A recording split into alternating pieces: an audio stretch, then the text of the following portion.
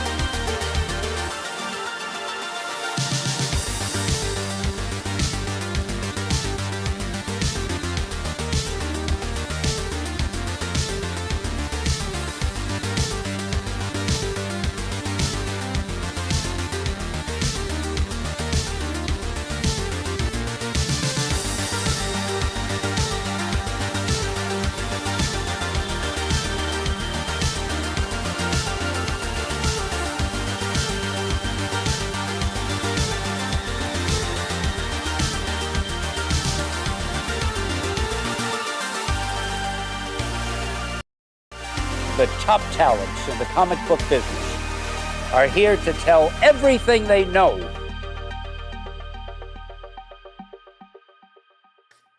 What is good, everybody? Welcome to another Tuesday night, another Industry of Comics show, one show away from our 100th episode. This is episode 99 of the Industry of Comics.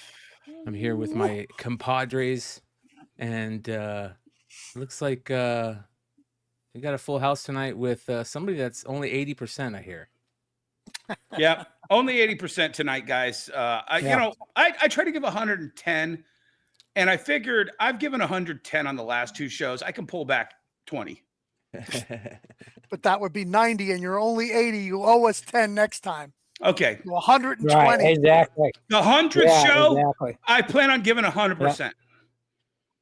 That's funny. There you go. Yeah, that's Hell Destroyer says, good excuse to get wasted. We do have some bad news to share. Rest in peace to the great Sal Buscema. Oh my God. Lost a classic one today, an icon. And Sal Buscema. Yeah. Yeah. We're in that era where I think the next 5 to 10 years we're going to see a whole generation disappear. But we have, someone who's cream of the crop, one of the best we've ever had, and that makes it a little bit tougher on the comic book community for sure. All his creations, all his art, he's done a lot of stuff. If you look him up, most people, there's a lot of people that might not know who he is, but if you look up his contributions, they are huge. Oh, yeah. I want to see if I have Sal and John. I That have is just John. I don't massive. have Sal. I need to get, so we need to know Sal's first work. I believe it was with Dell, but I have John's first. But Sal, I think, inked his brother's stuff to begin with, so they might have both the first work. So we'll have to look into that. Right. Yeah. Of course. When Sal does that ever happen? Right? Maybe with the Yeah. Kubert brothers. Who knows? Yep.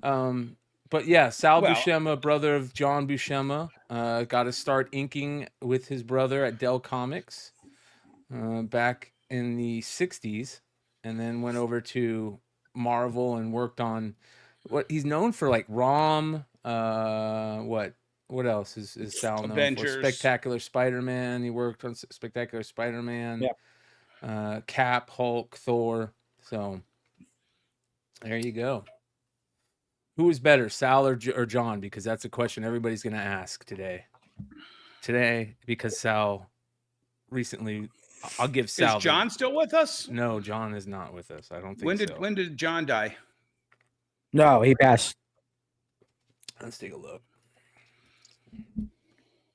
Yep. So his work was in that famous Silver Surfer Thor book, 2002. Okay. Silver Surfer 4. Supposedly his first work was in Rawhide Kid Rawhide Kid for John Buscema. Oh, there you go. for Sal. For Sal. I think John probably had more iconic covers. That was Yes. inks, though.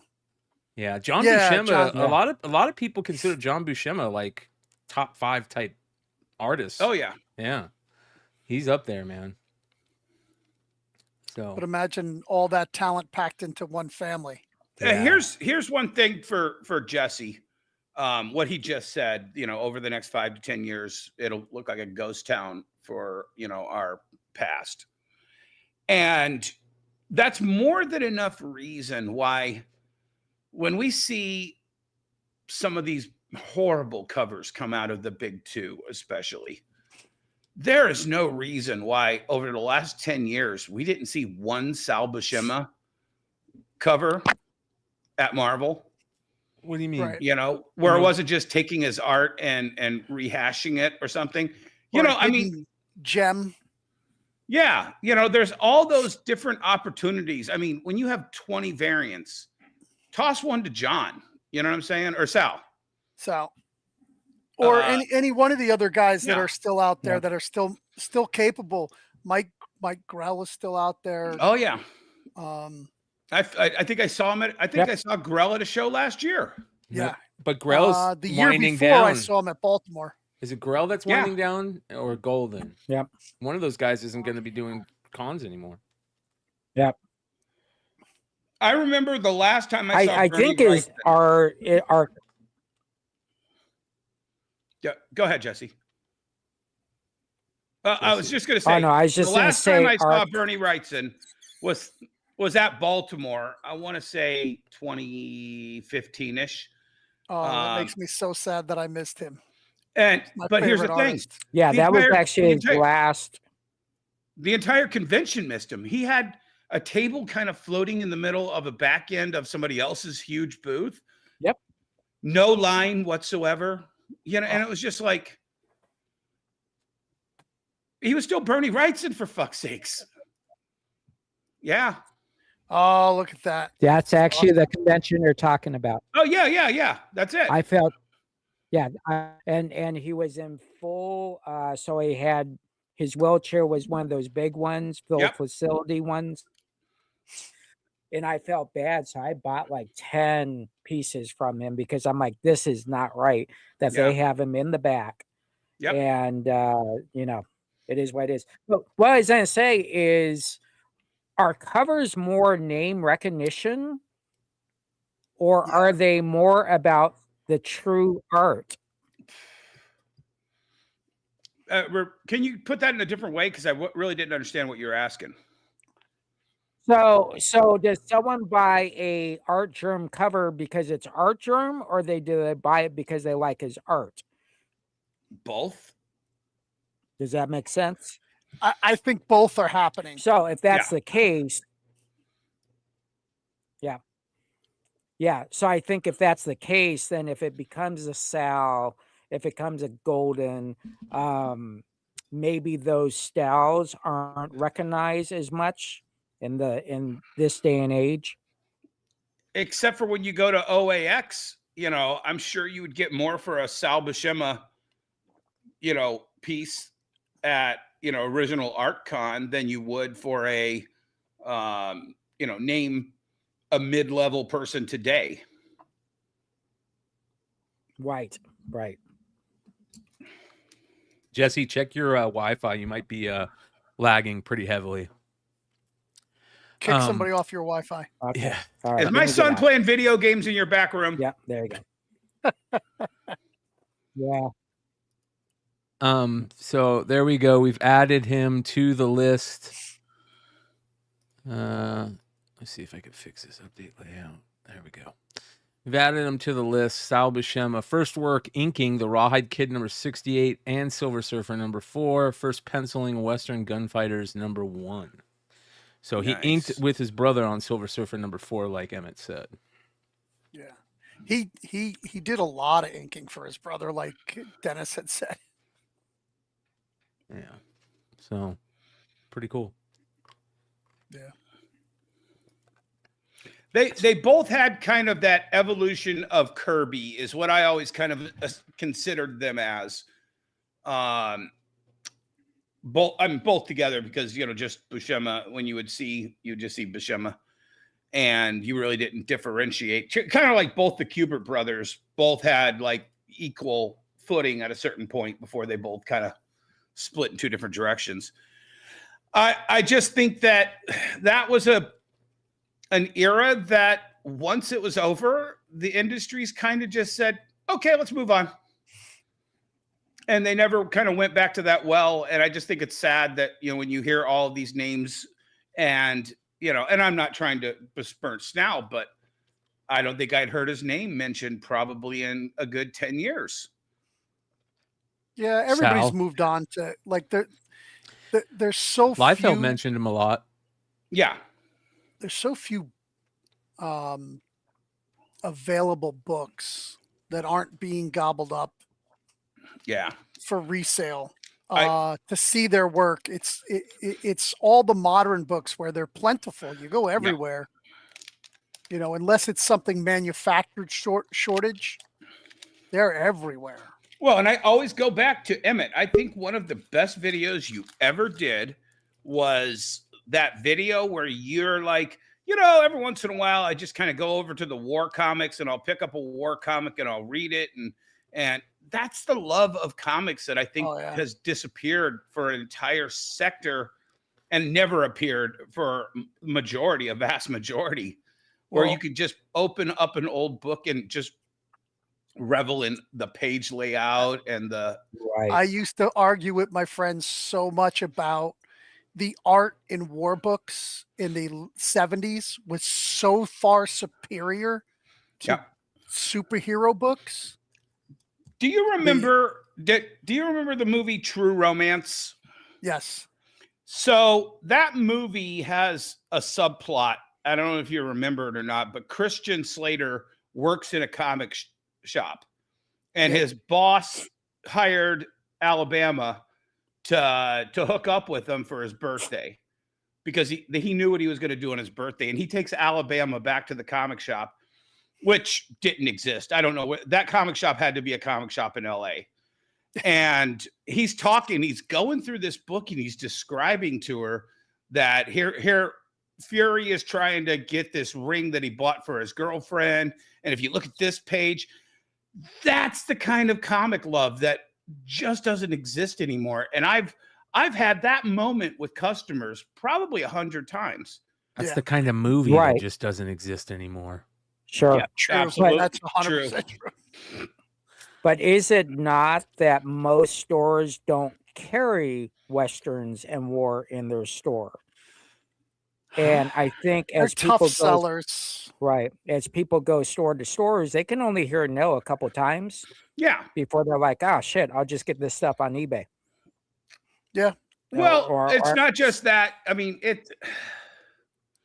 where does I have all of my war and Western and Archie and funny books on the spinny rack that I got from my little local drugstore, that when they got rid of comics, I carried on my 10-speed bicycle home the spinner part and the other part on my rack. And you have to imagine 15-year-old Dennis on a 10-speed bike carrying a comic spinner rack home. That's crazy. But I love that thing. That thing, I bought my Spider-Mans off of that. I bought my Marvel Tales featuring Spider-Ham off of that. You know, I remember half the books that I bought off that spinny rack. Yeah. And I still have that in my store. That's one of the things that doesn't come with the store if I ever sell it. Right. And I have all of my war and Western and Archie and funny books on that spinny rack. You would be shocked at how many times I have to go refill that spinny rack. Yeah. So people will buy it, but you can't quantitate the value. Yeah. You have to try it and see it for yourself if you ever want to believe it exists. Yep. And to sell it, it has to be in a prominent place. Yep. If you don't show it any value, nobody else will. Well, that's you why. don't have too many people. Yeah, and you don't have too many people scanning those books on Key Collector. No. So that eliminates that whole generation of buyers. But the true buyer is always looking to get some Our Fighting Forces, Sergeant Rock, very iconic, and they're easy reads, but they're fun reads. Well, and I'll tell you, and this is no offense because I'm not that far away. Most of the people that come in and say, "Hey, do you have any war comics, old war comics?" They all look like Emmet, or kind of like an older version of me. Yeah. And the fact when you tell them, "Oh yeah, the spinny rack up there in the front, that's got all those," the fact that you even have them makes a customer's day. Yeah. Sure, it's few and far between, but it still is there. And they're going to come in collections. If you're buying older collection, they're going to be in there. So sell them. Yep. Yep. You're going to really miss out if you throw them in your dollar bins. So the big story or topic I want to talk about is we kind of hit on it earlier today, Jesse and Emmett, where we brought up the rumor of Netflix wanting to basically maybe not publish comics if they do end up buying the Warner Brothers Discovery brands that they buy.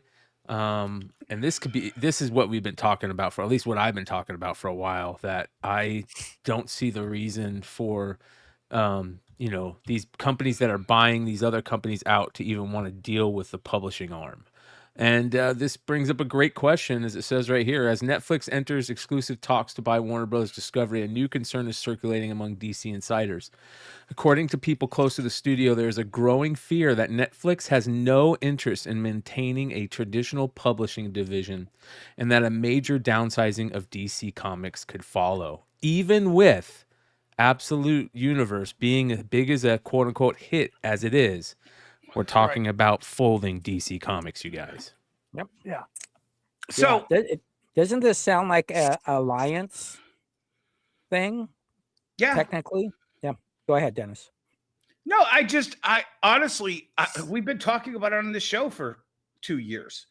And I didn't know when it was going to happen, but this is exactly, I've talked to so many people that are kind of at a higher level that this is what's going to happen. And I'll tell you this, and I've said it on this show before, and I'll tell it to you again, and I'll say I told you so when it happens. The second Netflix offloads the entire DC division as a license to say, and I think the big runner is probably going to be Dark Horse or Todd. Anybody who cares who it is, as long as they got money. Right, exactly. And that's the thing is there's, and I mean, I've heard other names in the mix here too, and we've all heard those names. The second the second Warner Brothers and whoever owns them offloads DC to somebody else, it's going to be close to a year. Within a year, Marvel is going to do the same thing. They're only publishing to keep up with the Joneses and to keep that dominant position. And once those two go, you're looking at a total implosion of what's left of the industry. As far as new issues go. As far as new books go, yeah. Yeah, exactly. But I I mean, don't think Jesse, you'll we're ever see fake, the end of it because you we're have fake guys. retailers. You have guys making comic books in their garage on an old Xerox machine. Yep. You know, comics will never go away. Somebody will be making them. Okay, it won't be Batman and Superman, and it won't be 100,000 copies. Yeah. But their comics will be made, and if they're going to be a true licensing company, there could be 3 different Superman books from 3 different companies, or somebody goes out and hey, is Animal Man for sale for can we get it for $2,500 a year? And then you get some small company that makes the best Animal Man book you've ever read. Right. Okay, but let's break down. But hold on, let's break down something for a second. Emmet, you're probably closer to the source than we are. How many of the last issue of Absolute Batman do you think Lunar sold to comic shops? I'm pretty sure it's over 75,000. That's really, I was hoping it was closer to 150, but if you think they only sold 75, we're worse than I thought we were. Well, it depends on the number you're at. I always go by the number that's going to sell through and not the number that's bought to get the 1 in 50 or 1 in 100. Okay, true enough. Okay, but let's say it's 100,000 just for round numbers sake. Yeah, that's nothing to a Is it a $5.99 book still? Yeah. Yep. Okay, how much profit for Warner Brothers, the corporation? You talking net or gross? We're going to talk just it's 85 gross. cents. Yeah. Yeah, that's exactly what I was going to say. Yeah, under $1. Okay, so the best-selling book that your division has makes you $75,000 a month plus an annual. Okay, so 13 times that.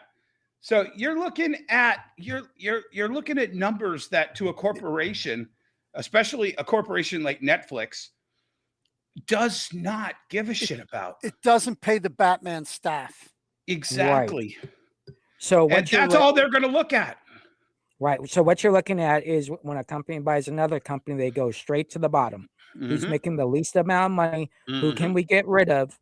And that's exactly what's happening here. This is probably the smallest producing value brand right So you have a in the Batman family. portfolio. Yeah, you have a Batman family editor, and then every Batman book has an editor. Yep. And Scott gets paid probably the most out of all of the writers in the Sure. entire company right now. probably. Yeah, that So- 85 cents is after they paid the staff, of course.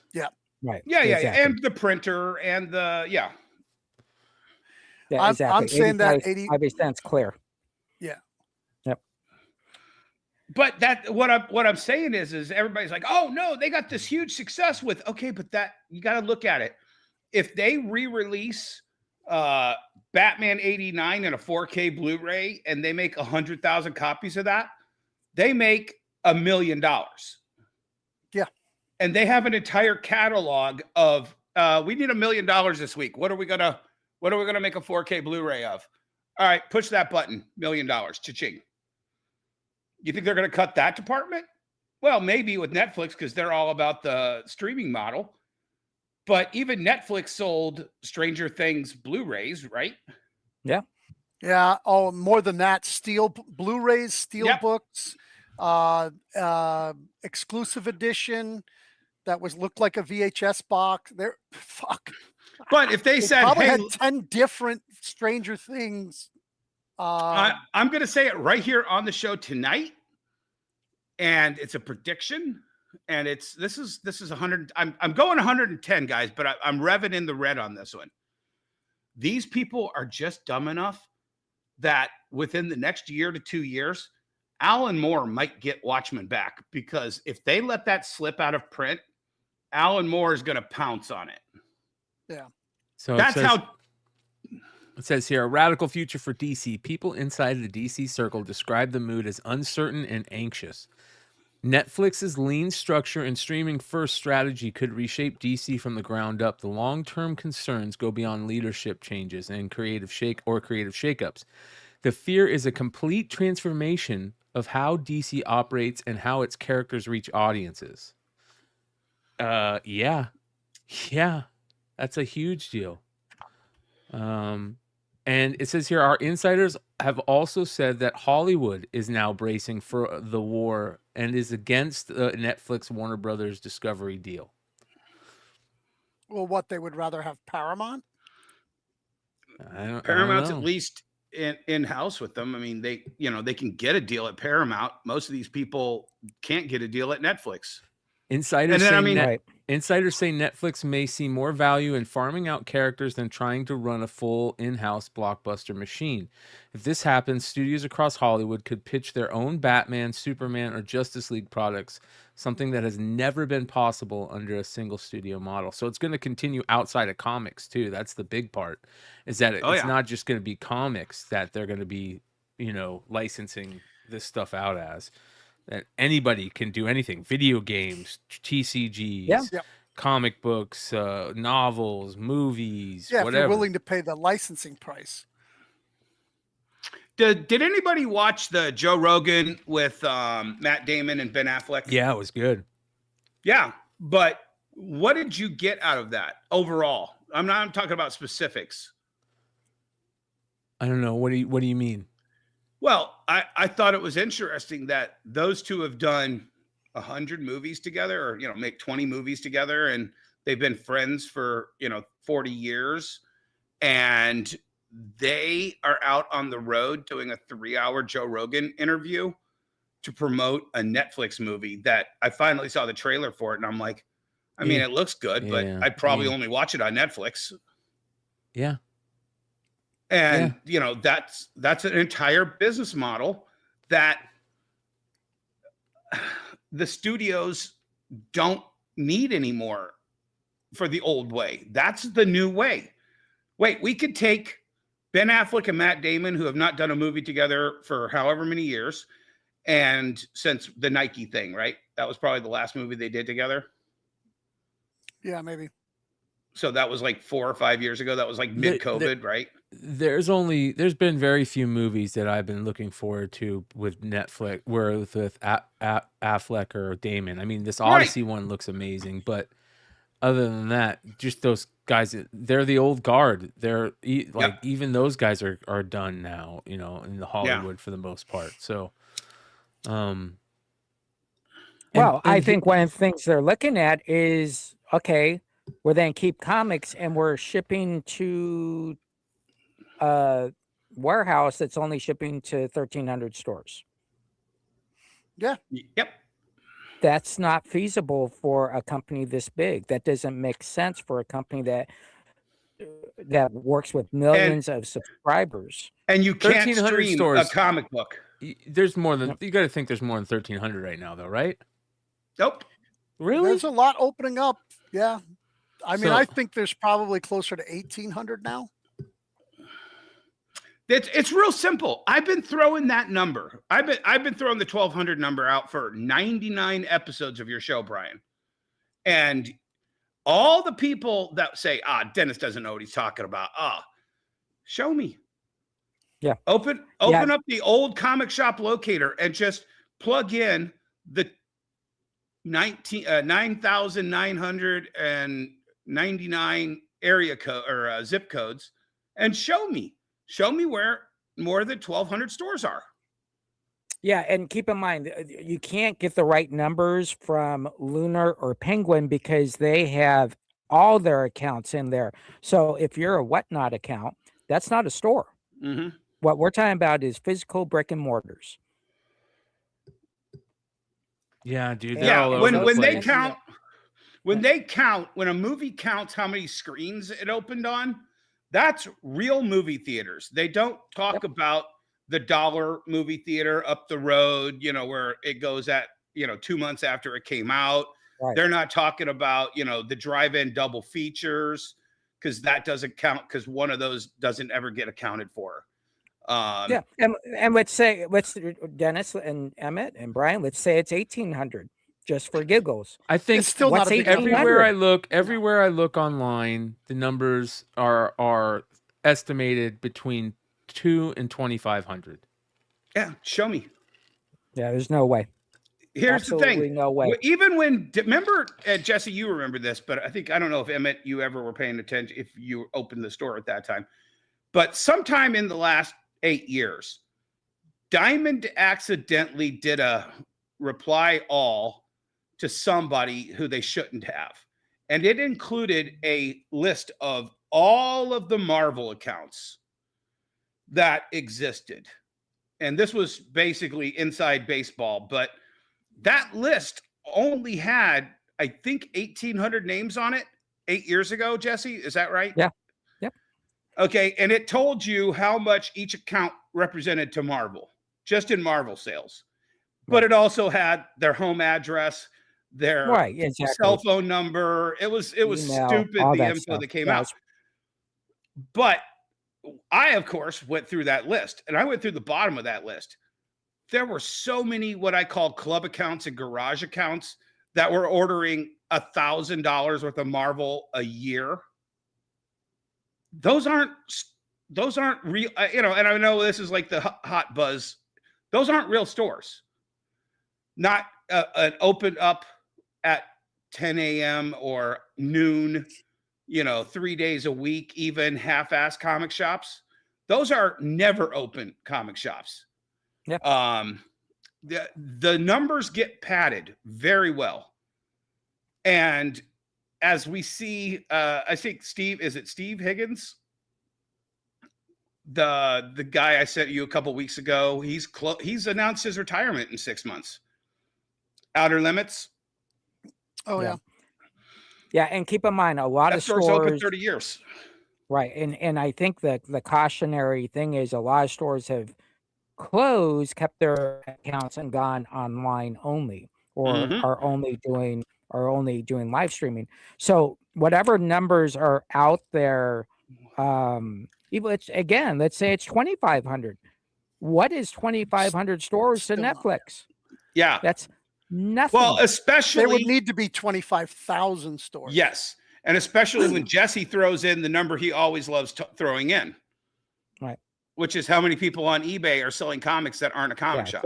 Yeah, exactly. 77,500 plus people sell comics on eBay. So let's say there are 2,500 stores out there. We're the minority when it comes to actually people selling comic books. Yep. Which is crazy to think. When I go on my live show from 12:30 a.m. to 5 a.m., there's 9 sellers on every single night. All 8 that I go against do not have comic book stores. So, well, technically you don't either, is, Jesse, because you're not a real store. I know, even though I do carry new issues, but that's beside the point. Yeah. So at the end of the day, does that number matter? No, because that number changes every day, changes every month. We could It's also say, not big enough. I'm one of the guys. Yeah. I have the opposite view of you guys. That I think it's growing. It's not growing fast enough. But I do agree, it needs to be above 20,000 for it to be viable to a huge corporation. It's just not enough profit. Even if you're putting out 150 books a month, and let's say you're selling 3 million books a month, if your whole catalog, 85 cents each, even though that number gets really big, it's still not it's not enough. It's a huge machine. Let's talk, and this is actually where we're experts in. Let's talk Hollywood corporate perception. What's the number one comic book store to Hollywood executives in Los Angeles, California? Fake or real? Golden Apple. Nope. Golden Apple, no. Stewart store in The Big Bang Theory. Oh. Am I wrong? Tell me I'm wrong. I don't know. I never watched Big Bang Theory. Right, but episode either, so. Okay, so you've seen it, right, Emmet? Yeah. Stewart store in Big Bang Theory. It's very funny, by the way. It's very it's great. It's blackface for nerds. It's that was a slight, but yeah. That store on the number one show to represent our subculture, that store could not generate more than $500,000 in revenue. Yeah, gross. Yeah. Gross. That's what I'm saying is that store is the model. It was like 900 square feet, if that. So when Netflix executives buy Warner Brothers Discovery and they say, okay, what are we going to do about these 2,500 comic book stores that are apparently out there? They're immediately going to think of Stewart at Big Bang Theory. But here's the thing. What does it matter? If they license it, we'll probably get better fucking books. Oh, yeah. I agree with that. 100%. Yeah, if it goes over to Dark Horse, we're going to get a Mike Mignola Batman. We're going to get a, I don't know everybody who's still understable at Dark Horse, but we might get, what's his name? Alien versus Predator artist. Dave Dorman. We might get some Dave Dorman covers on a Batman versus Superman. I don't know, but let's try it. Yeah, we were talking earlier about how hot horror is. DC did their DC horror, but they have all that House of Mystery, House of Secrets, Haunted House of the Secret House, Haunted, like Ghosts. They have so many haunted titles. Do you know what they also have? Tales from the Crypt. HBO owns Tales from the Crypt. HBO is owned by Warner Brothers. I think I think Print EC still owns that. Because I don't think there's still an EC anymore. Yeah, through Oni. the family. The family owns it. Oni's publishing EC. Okay. So yeah. Okay, see, Dennis, you're such a fake retailer. You don't. That they can license anything they want. The point is, Tales from the Crypt is still viable for that TV show. I watched an entire hour-and-a-half long video on the history of that whole Tales from the Crypt series. And that's something that is owned by HBO, all of that IP. If you want to do a TV show again, that is a viable thing, and that's still owned in-house by whatever gets purchased. Right. But if you were a small, let's let's say Vault, Mad Cave might be a better. They're a little bit more viable company right now. If you could get like C-level characters from DC, a group of them, make a team, Yeah. like for a very low price. The thing is,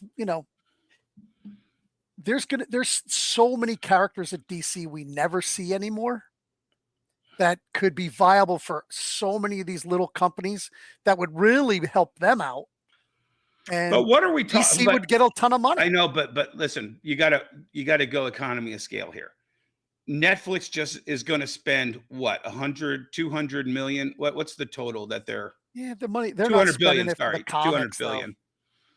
But the point is what amount of money can Mad Cave put on the table for Netflix to even open up that folder and see what the proposal is? When you're a company of licensing, you have no overhead.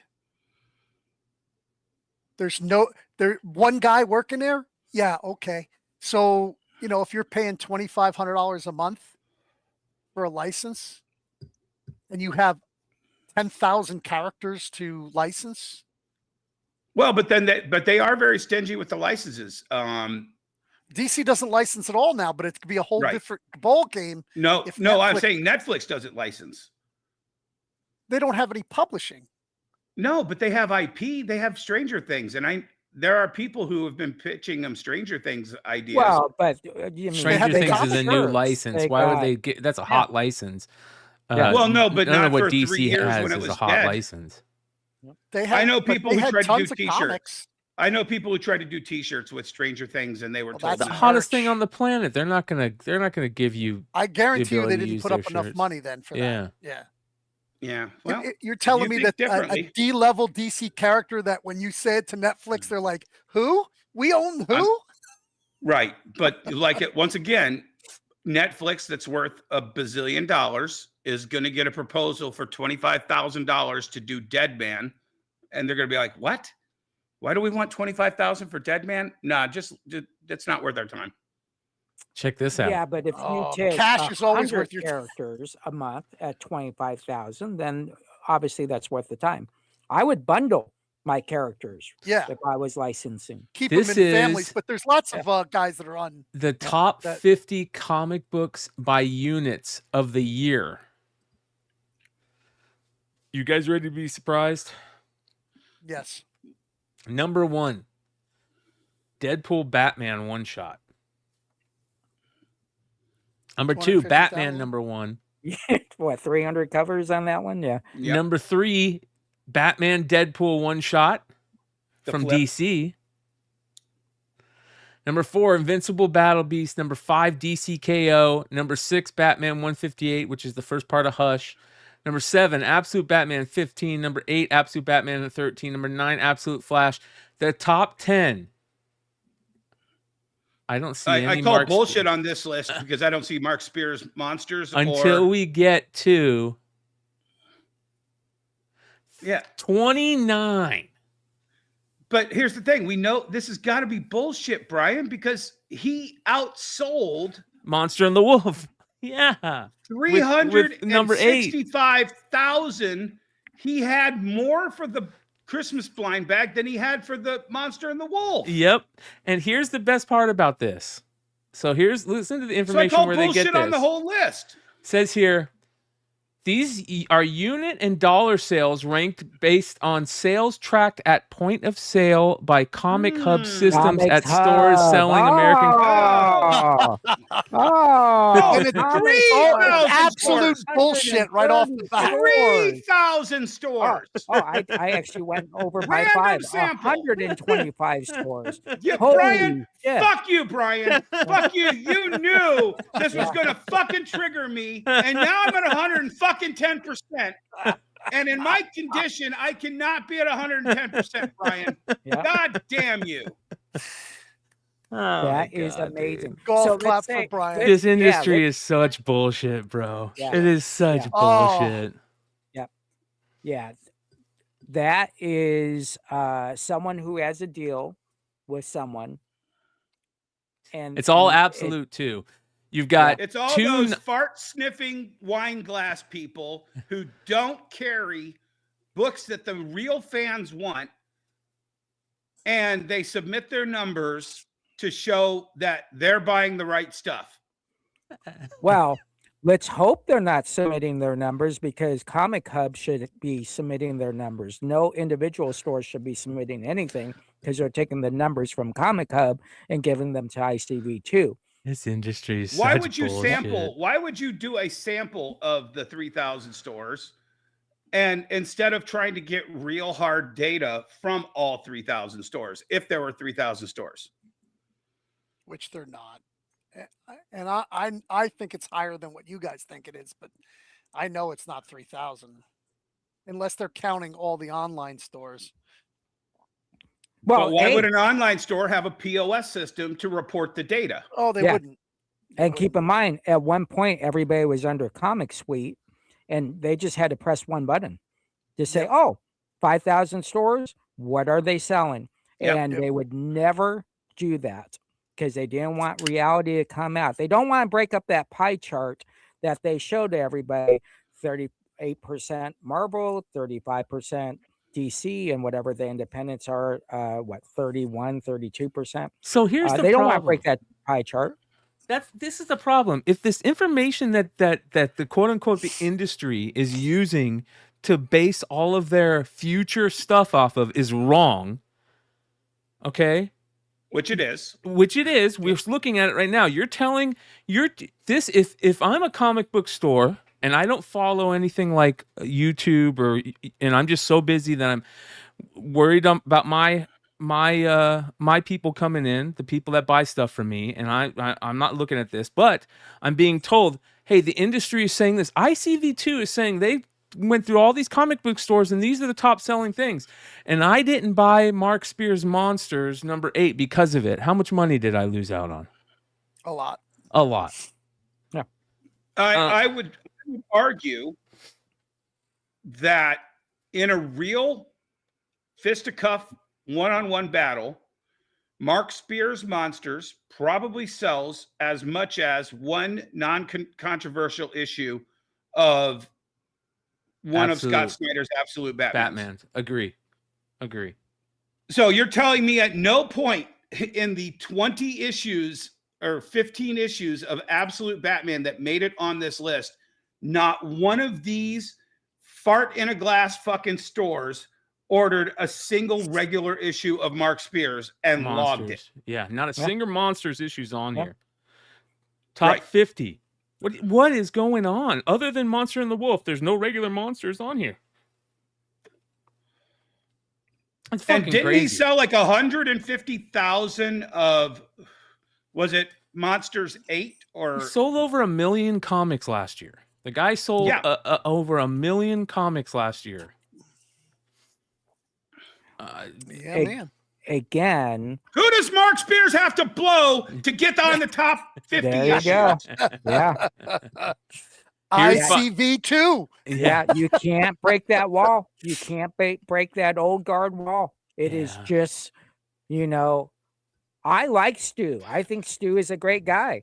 And Stu has 125 stores. Cool. But he's got to work harder to at least get half. Well, here's the thing. The guy who created the software, he created the software. That's great. He's not the one that's pushing its data, is he? I don't see him going, hey, this data is, C-Pro is the one that's pushing it, I think. Right. Oh, 1,000%, because they want they want the numbers. Oh, yeah. You can't break the numbers. You cannot break the numbers because Mark Spears is not showing up at C-Pro. Here's the thing. Let me just boil this down again. The top 50 comic books, right? There's less than 10 titles on this list. Yeah. If you break it down, there is less than 10 different titles on this list. And that's counting Deadpool and Batman and Deadpool. Imperial. That's one title. Yeah. Even if it's 2 issues, that's Imperial, one title. Wolverine, Batman, KO. Boy, Imperial, really? Wow. Yeah, Imperial's on that here. That did shit for me. Yeah. Yeah, and the problem with this, if you're running a store and you're looking at this and you're saying, okay, so am I only supposed to order Absolute Batman to be successful? No. Well, it's what I've been saying is Yeah. DC is just at the absolute. Sky Yeah. Jaguar Yeah, Man says you guys can always ask Mark how many copies of Monsters he sells per issue. We do. That's why we say Yeah. how much it is. We know how many he That's- sells yeah. of each issue. It's 1 million. Right. Yeah. And again, you know, Over. and Three Rivers says comic readers are weird. Absolute sits on shelves locally. I can't figure it out. They don't care if it sells or not. Right. These numbers you're Sold. Yeah, looking these at numbers are aren't as- sales. They're Yeah. orders to them, and they Wholesale. count them as Yeah, the sales. And wholesale. and Well, that they is- should be sales if you're using their POS system information. Yes. These should be 100% what is selling. It's not. I can tell you that I do sell. It is my largest Batman. Absolute Batman is my largest selling book. I Yeah, but- understand that. It should be number one. Absolutely. Yes. But Um, Emmett, how many does your store order? But they sell. This is a huge number, and when I say this is a huge number for me, you guys will laugh because of your experience. And it's 20, 25. I'm in a very 25 on the Yep. nose, 25, and if I have 2 left over, I'm lucky. Yeah. And I don't allow anybody to buy more than 1. Right. So Yeah. That's 22 to 24 sales. How about Yeah, no I think Energon this- universe? Where's the Energon Yeah. universe in this? That's crazy too, because I'm selling Oh, 10 yeah. Transformers, Yeah. which is another huge number for me. That's Yeah. this. This is a great. This is printing to me. This is the thing that this is one of the most surprising things when I finally realized what the world of comic books was. They care about their printing numbers. They don't care about sell through. They care about their printing numbers. It's about padding the printing numbers. That's always what it was. That's what variants are. That's what exclusive retailer variants are. It's about padding those printing numbers to act like they're selling them, and then they just go and sit on shelves or sit in back issue bins or sit in garages of retailers that buy them. Didn't Batman 158 have like a Jim Lee sketch 1,000 issues or something? Yeah. Yep. But No that's- Spawn. Where's any of the Spawn stuff on here? This Yep. this is a great list if you have 10 square feet and three shelves. Yep. Then you're then be extremely successful with this list. But if you have a store, you know, you have to be selling a lot more titles when you're talking about the new issue world. Invincible's the than only image this. book on here, right? Invincible. Yeah, but the profit margins are so Or Battle small for Beast. us. What we have to do for new books, the amount of work is in checking them in, picking them for your subscribers, getting them onto the shelf, you know, making them I mean, nice, But honestly, bagging and Emmett, boarding Sonic stuff. and Hedgehog and DC. There's no fucking margins Marvel in new Rivals. books. right. But They are Emmett- used in my store only as traffic. Yes. They create a lot of Right. traffic for new Yes. stores. But Emmett, if you sell all 25 copies of that Absolute Batman, you're making $125. Yes. Gross. Yes. Gross. Yeah. Yeah. Yeah. That's horrible to me. It is. Yeah. I mean, we order 50 and our 50 sells out. And again, I have to sell everything else that I ordered or else I don't make any money. Because if You I made don't a sell the higher- other titles, You then just I'm paid for gonna the other lose money. titles. Yeah. Yeah. I lose about $50 a week on new comics. Yeah. Does Cover Price do a top sales list of the month based on their data? well, one thing, go back to that list, Brian, real fast. I want to show you something very, very interesting on that list. Imagine walking in on that list. Can you go to the far right at all? This is the farthest right it goes to. Okay. Can you imagine going into the owner of your company? Let's just say Nordstrom. You go to Blake and you go, Blake, here's the number one selling book. Oh, it's $6.99. Yeah. Okay. How many units did we actually sell? Well, I don't know. How many dollars did we actually produce? Oh, Well, I don't know. Yeah, they don't put Yeah. that. They don't. They don't and- even give you it's- the info. Yeah, and it Yes. says here top 50 comic books by dollar. They don't put that amount. So how do we know No. you're telling the truth? Top 50 comic books by unit. They don't put that amount. Well, and Yep. here's the reason why, Brian. So let's just break this down. Maybe because you got to pay for the pro 3,000 pass or comic something. book stores, 3,000 comic book stores, 500 Comics Pro members, and 200. I'm just throwing numbers out at this. I was going to say they don't have There's- fucking yeah, I 500 think members. it's I like know, but 350. and 200 stores bought Stu's POS system, and out of those 200 stores, they sampled the info and came up with this number. How out of 100,000 units, even if there was 3,000 stores, 500 Comics Pro members, 200 stores, these 200 would be less than 10% of the max sales. So It's based only on this, 125, Dennis. I no, think I understand, but what I'm saying is I think based what on you were that saying list. just got me into somewhere. Listen to this. ICV2. No, I know, but Emmett, let me projecting finish. They're Let me projecting. finish. I know, but let me finish though. So if you then break that down, the highest selling book Be right would back. really only sell 10,000 units based on that sample size. You cannot tell the industry you're trying to give this info to that the number one selling book has 10,000 confirmed sales by these 200 stores that gave me the sample information. I think that they're projecting it. We looked at 125, and then they extrapolate that Yep. to, oh, if this was 3,000 stores, Yep. it should be this number. And you don't, if you have people that are willing Every to store is sandbag the fucking numbers. different. Yes, if you have people willing to sandbag the numbers for you, why would you ever want the real number out there? Right, exactly. Yeah, and no one's gonna fight this. We're probably the only people, Mm-hmm. the three bearded guys, gray bearded guys that are gonna say anything, and we're the bad guys on this no matter Yeah. what. It is what it is. Everybody wants reliable numbers, but guys, well, I just lost it. Hold on. So Cheeto Comics says, Chiado, if someone comes up with a software to log all comic book sales off your POS free online, would you sign up? So most people would, but the old guard would say, we don't want you knowing our Yep. info. And that's unfortunate. The old guard does not want you knowing anything about You it. know who's sitting It in couldn't his cost office? me though. Wait a second though. I'm a super lean business, so like it couldn't cost me any money. Which yes, it's free Yep. to sign up, free to use, but I have to have somebody input that at some point. Right. If I don't have a scanner, and we know there's a lot of comic book stores still have the box. Yep. Open the box up, put the cash in. Don't take credit card. Like, so I'm not one of those, but I also don't have a scan because once the comic suite disappeared, I don't have to scan books anymore. Well, and somebody in the chat asked, would Billy be on this list? No, he wouldn't, because he doesn't have a POS system, even though he is legitimately selling new books to customers, but he doesn't put it through a POS system.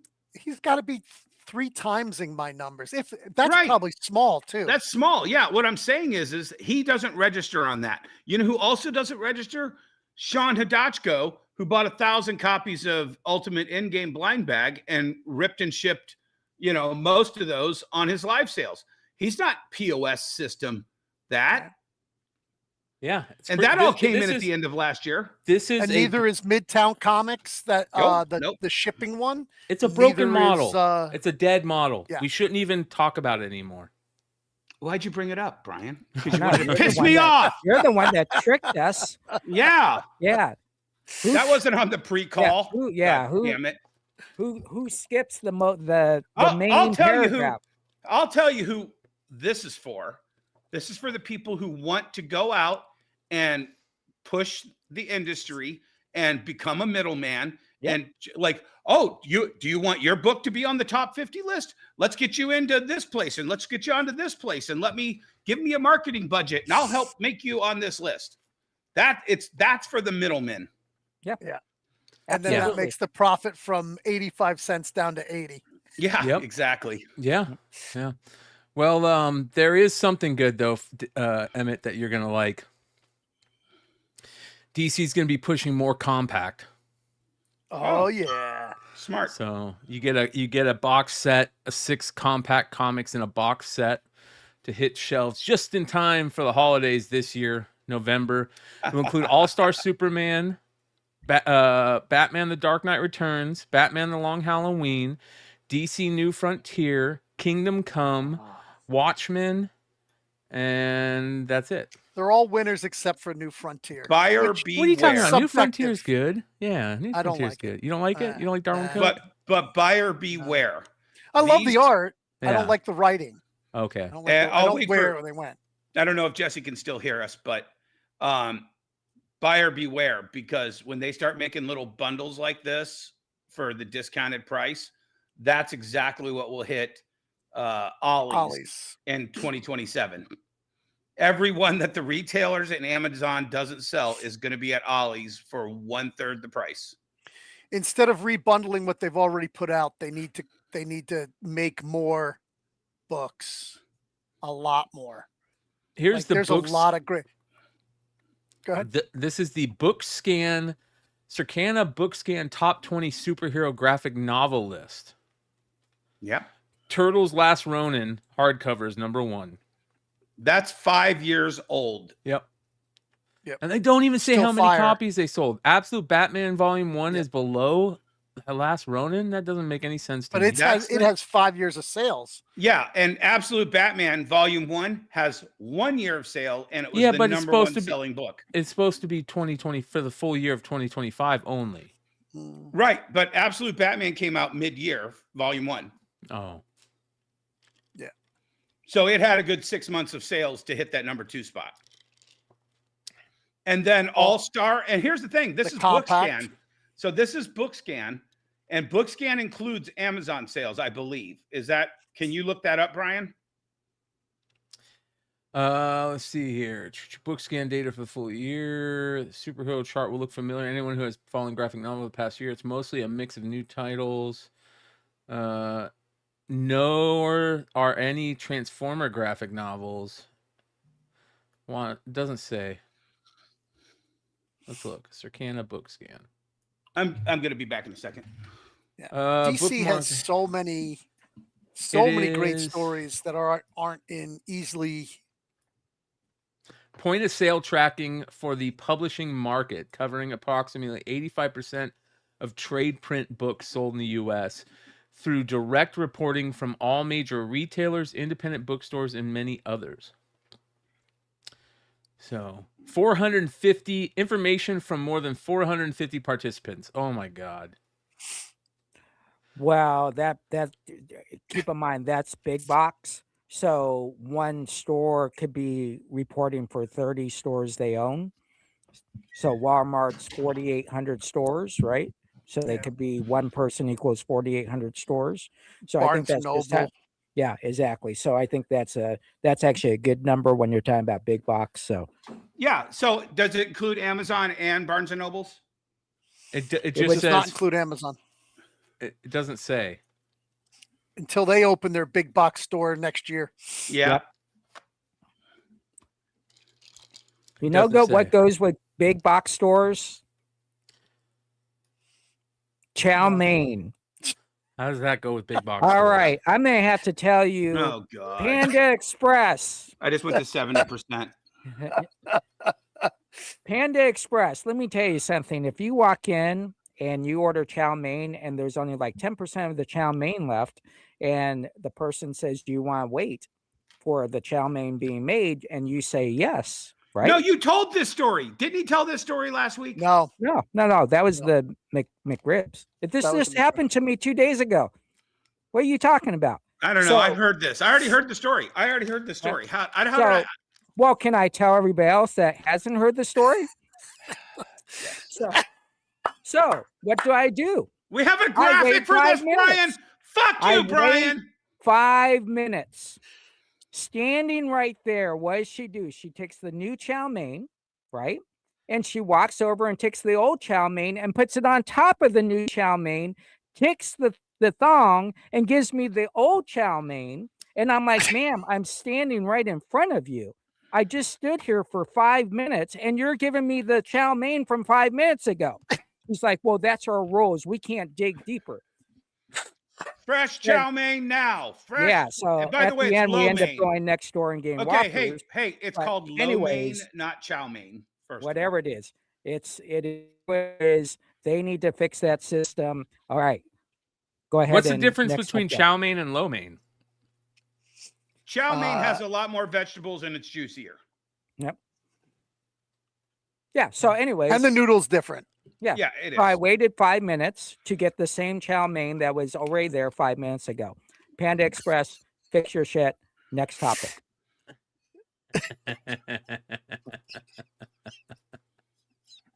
Oh my god. That's man. great. Yeah. You can't do better than that. See, in New York, at least they stir the old stuff in with the new stuff. Yeah, do something. But I'm standing right there. What you? I'm not a Mama Luke. I want to talk about something that's kind of interesting.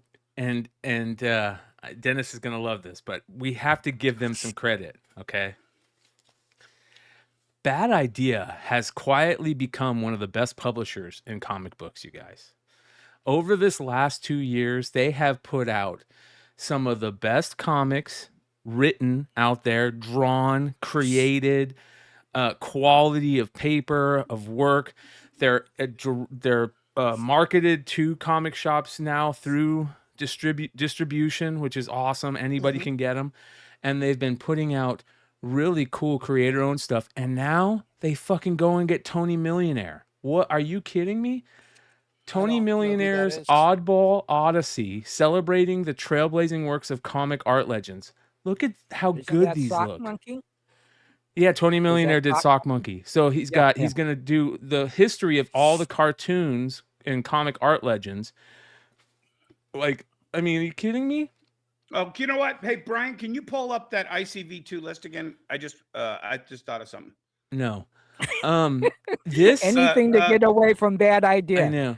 This is no. really But here's good my stuff. point. Nothing like this is on that top 100 list. Exactly. That's what I'm saying. They're a waste. So this is the type of thing that I love seeing right here. They're crushing it. They were a small publisher that wasn't even in distribution for the most part. They get in. They say, you know what? We're going to change that. They get into distribution. They start putting out really good stuff. They've always put out really good stuff. Yeah. Well, that could be. They haven't been around long enough. But so you're right about that. But the quality was always. Yes, the quality. You know, it was paper the best, quality, the artists, the best the book writers. that they could sell to 200 shill stores. It was awesome. Yeah, I was one of them. Yeah. So Jesse was one of them for a week, but I couldn't sell them. They didn't sell for me. They've been doing really good lately, and they sell the shit out of them now. I mean, Cul-de-sac, Ordained, Ordained all is a fantastic book. In fact, none of their other books really interest me. I read them. They're just not for me. I could see that there was quality written, quality drawn. I love Ordained. Ordained is fire. Have you read Cul-de-sac yet? It's just not for me. It's just gotcha. You're not a horror guy. No. Hey, not really. Brian, is this the cover that they did the homage of? Is that the book that they did that 3D? No. Are you talking about the stab? No. Yeah. Oh, No. so that's not it. Oh, okay. They didn't. It wasn't an homage. So there's another book that had a bullet shot through it, different caliber bullets that shot through it. Yeah, that's the I'm gonna laugh if Emmet just gets a plate of lo mein brought to him after that. Yeah. If I had told her ahead of time, we would have had lo mein. Yeah. Okay. Oh, very good. Yep. Shout out to Bad Idea. They have that coming out. They are doing another interesting thing. They're doing the world's first VHS comic book, they're calling it, and there's only 36 that exist. So this is the thing they do that I hate. I love it. This is my favorite part that they do. I love that. This is how you get somebody to talk about your company, right? You do shit like this. Yeah, and guess what? And then you get Emmet and I shitting all over your company because all you can do. How does Emmet shit all over the company? He just said he loved the company. Right, because it's only 36 people that can get this. Yeah, but you guys are so funny. That's the whole point. It's not the only thing they can get. They can buy the regular book. That's the same thing with. There's only so many people that can get a variant. Yeah, well, that's I don't why I have a understand problem with variants. 99 episodes. I've given up. Brian loves gimmicks. Brian loves. I've always being a loved shill gimmicks. for These are pyramid. the gimmicks I've always loved. I've never It's a changed fucking that. pyramid scheme. It's a snake oil salesman pyramid scheme. Go ahead. Talk about how Dinesh is such a brilliant idea. He didn't make a single book on the top 50 list, even though he sold them through Lunar last year. Yeah, but they're really good quality books. I'm not going to dog them for that. Right. It's just this kind of thing is so. I love it. It Keep puts doing a it. bad taste Right. into some Sienna, people's mouth.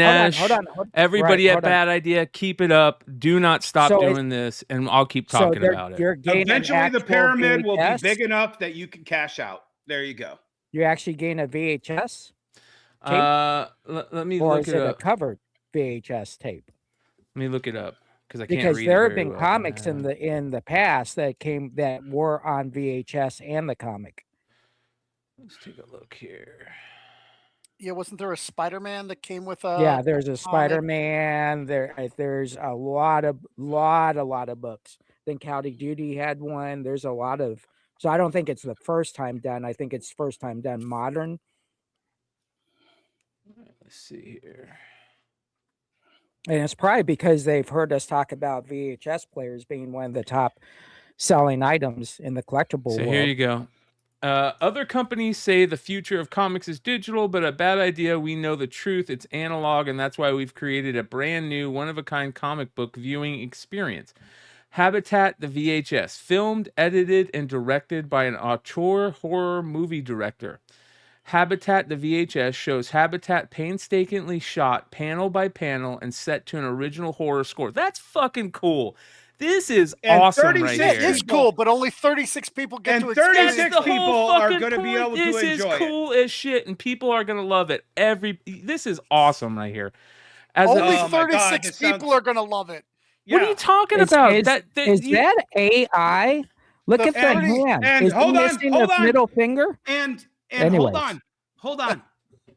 And 35 of the people will be all Dinesh's Hey, friends. Who hey, will go how many online and say unholy how grails amazing exist? it is. Hey, how many unholy grails exist? And we talk about how great Mark Spears is. Yes, but the unholy grails are part of 250,000 comic books that were sold. And this is part of a comic book. You can buy the regular issue and read this.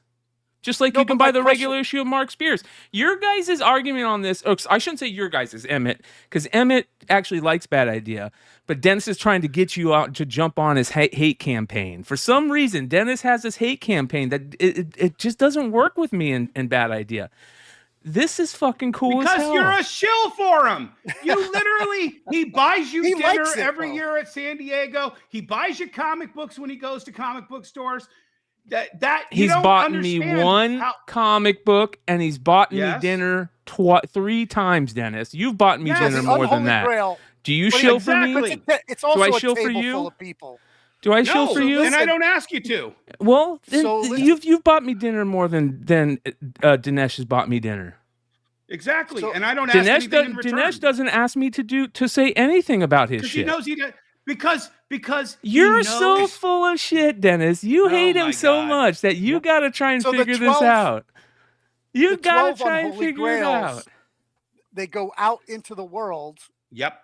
in a blind bag, And so do everybody these. has a shot at it. How Well, do they put a VHS out in a bag that everybody else is going to get? You know, how Yeah, can that- you blind bag a VHS? I Are you don't know. gonna Each get a- is there VHS gonna be comes housed in a unique hard plastic clamshell case supporting custom front and back designs featuring an exclusive cover drawn by series artist David Lapham.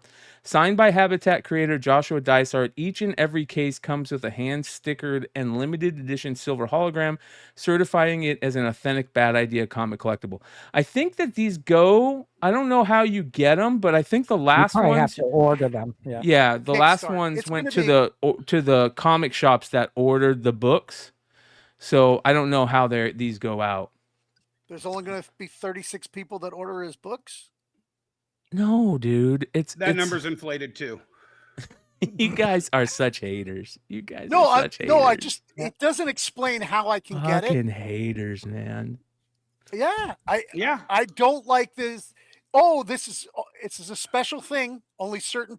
It's going to be hard to get. You pick and choose which special things you like and which special things you don't like. No, but if they all show up in the hands of certain people, stop. Certain resale. people. What does certain people mean? Does that mean store owners? The only people who got the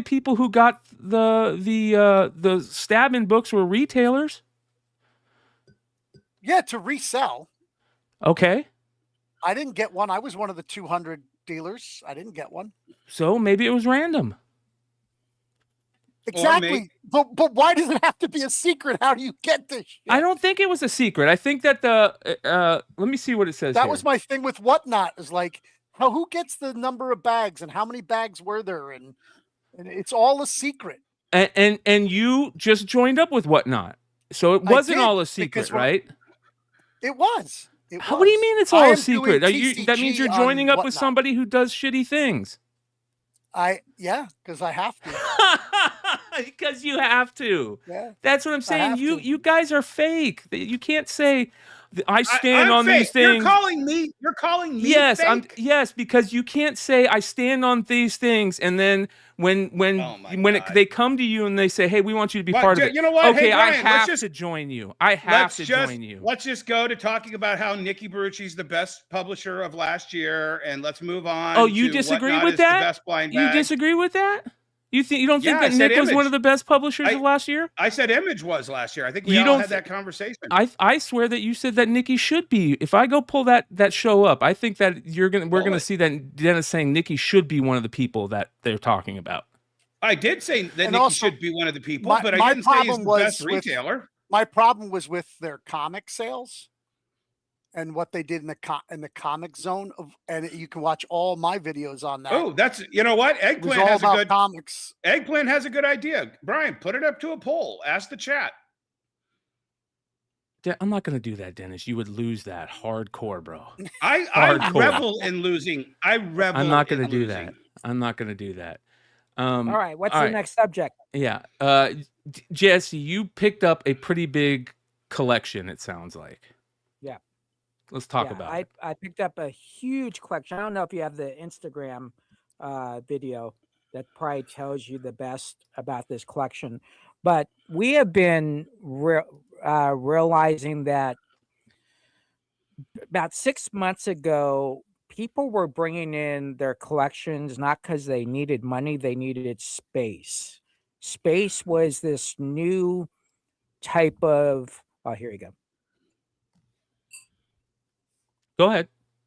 Okay. So space was this new venture that was happening with consumers that were realizing that they had 20 long boxes, 30 long boxes, and it just didn't make sense to put them in their house. So this gentleman brought in 10 out of his 11 boxes. He kept everything, and then everything else, since he had already read it, went on digital, or he went and bought the trades. And so what's been happening is we've been gaining a lot of great books over the last couple months of even new issues, just saying, no, you know what? I think I'm going to go for space. I like having space. And, for me doing this 43 years, it's technically always about needing money. And now we're seeing this turn that people like space. And so that's why we're able to buy these collections. It seems pretty crazy to sell off these books so early, but this whole collection, all 10 boxes were keys.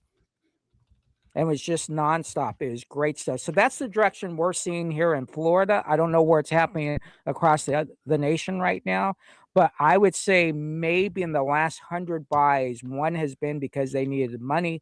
The rest has become, they just want their room back.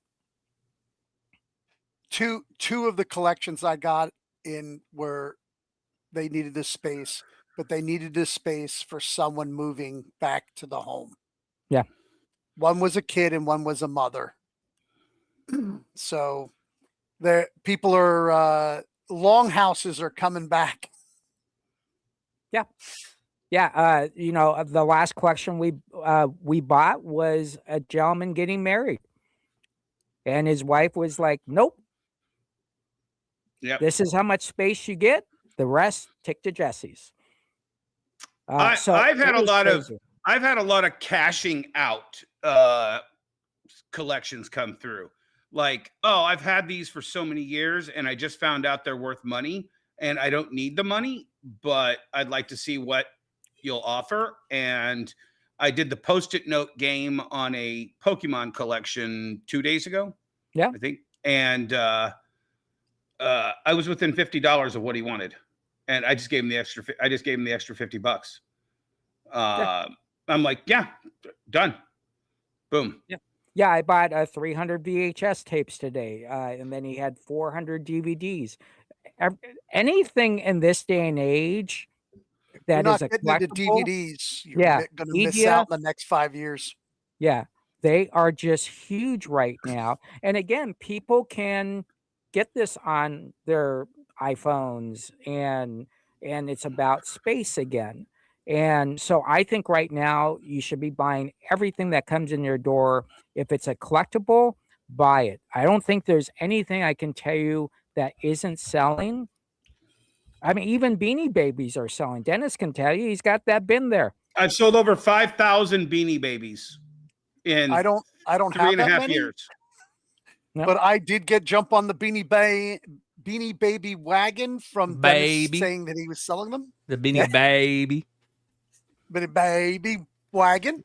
But the And, thing is it's about nostalgia. And let's go back to the first concept. And I will give Bad Idea this. VHS is about nostalgia. But you look at the industry and you look at Netflix, the people who have enough money to buy Warner Brothers. They made that money off of Stranger Things, which is the greatest nostalgia bait show that's ever existed. I think it's better than Big Bang Theory, which probably per dollar makes more in streaming than Stranger Things. But I think Stranger Things have made me a lot of money. No, I understand. But what I'm saying is every actor on Big Bang Theory got $1 million an episode for those last seasons. Yeah. And the people who produced it didn't bat an eye at paying them that amount. You know what I'm saying? And I don't think most of the Stranger Things cast got $1 million an episode. No, or that much money for their likeness on all the merch. Right. Exactly. So with that being said, nostalgia is the biggest drug that we deal in. And it doesn't matter what that nostalgia comes in. You know, it could be a smoke, it could be a pill, or it could be intravenous. You know, it's what we sell. Yeah. And the industry needs to figure that out. Because nothing on that top 50 list was nostalgia bait. I mean, Scott Snyder isn't making nostalgia bait with this. I mean, it's kind of a Spawn Batman in a way, but it's also, you know, he's not playing off of nostalgia for this. No, yeah, but I'm telling you, here's the problem with Absolute Batman. You need to sell these quick, you guys, because these are going to be heading down. They might go up a little bit in the next 6 months, but as soon as these things get a chance, they're going to be taking a short trip down to $50 short a book. term. Yeah, short exactly. term. But yeah, after it's been around for 2 or 3 years, the Absolute Universe, if it lasts that long, if DC doesn't fold or go into licensing or anything else, and it continues to go to year 3, 4, and 5, those ones will start. And let me just say, you know, I love Scott. I'm a total Scott slappy, but Scott usually can't keep it up past 30 issues. New 52 fell apart around issue 30, and it was a slog to get to 52. I think that's subjective. I think a lot of people did because they took Batman out of it. A lot of people didn't like it. Yeah. It's just a totally different. It's like the people that don't like this don't understand that the whole world is different. That they're looking for their Yeah. It's not their Batman. It's a new Batman. Well, in a new world. And that's where the new generations are. The younger people are coming in to read this because have you, be their Jesse? Batman. Have you sold any of these yet? Yes. So altogether, I got 30 number 1 first prints. So we sold 17 already. And how much are you getting an issue? $250. All right. which is Yeah, way 250 more. an I issue. had a bunch. 2 collections came in with multiples for me. The highest I got ever 100 got, a piece. the highest I ever got for a Scott Snyder, Greg Capullo, New 52 Batman #1 was $200 back Yeah. at its height. Yeah. And now it's a $50 book. Right, exactly. It's not even that, one thing Dennis. Isn't Yeah. it? Okay. The last time I looked was like a year ago. 25. And it was 25. Yeah. So Yeah. that's your scale. Yeah, the interesting part about people that come in to buy, you have people that are coming in, and yes, 170. they're buying these awesome, cool. But what we're looking for is the long-term buyer, right? We always want the long-term buyer. The best example is as you guys know, I just bought 400 long boxes from a gentleman. And everybody's come in the back. They look through them. You know, we price them as we go, and people understand because we can't get to Good everything. job, Hell Destroyer. And they are bringing up about 100, 125 bucks per person, right? They spend the whole day, whatever. Some books are $5, some books are $1, some books are $20, some books are $50, whatever it is. The biggest person to buy books was he bought 300 books on Saturday. And he brought them up, and all 300 books were from Ultraverse. Oh, wow. So we just So you want took to him out sell for dinner? books. Yeah, I know.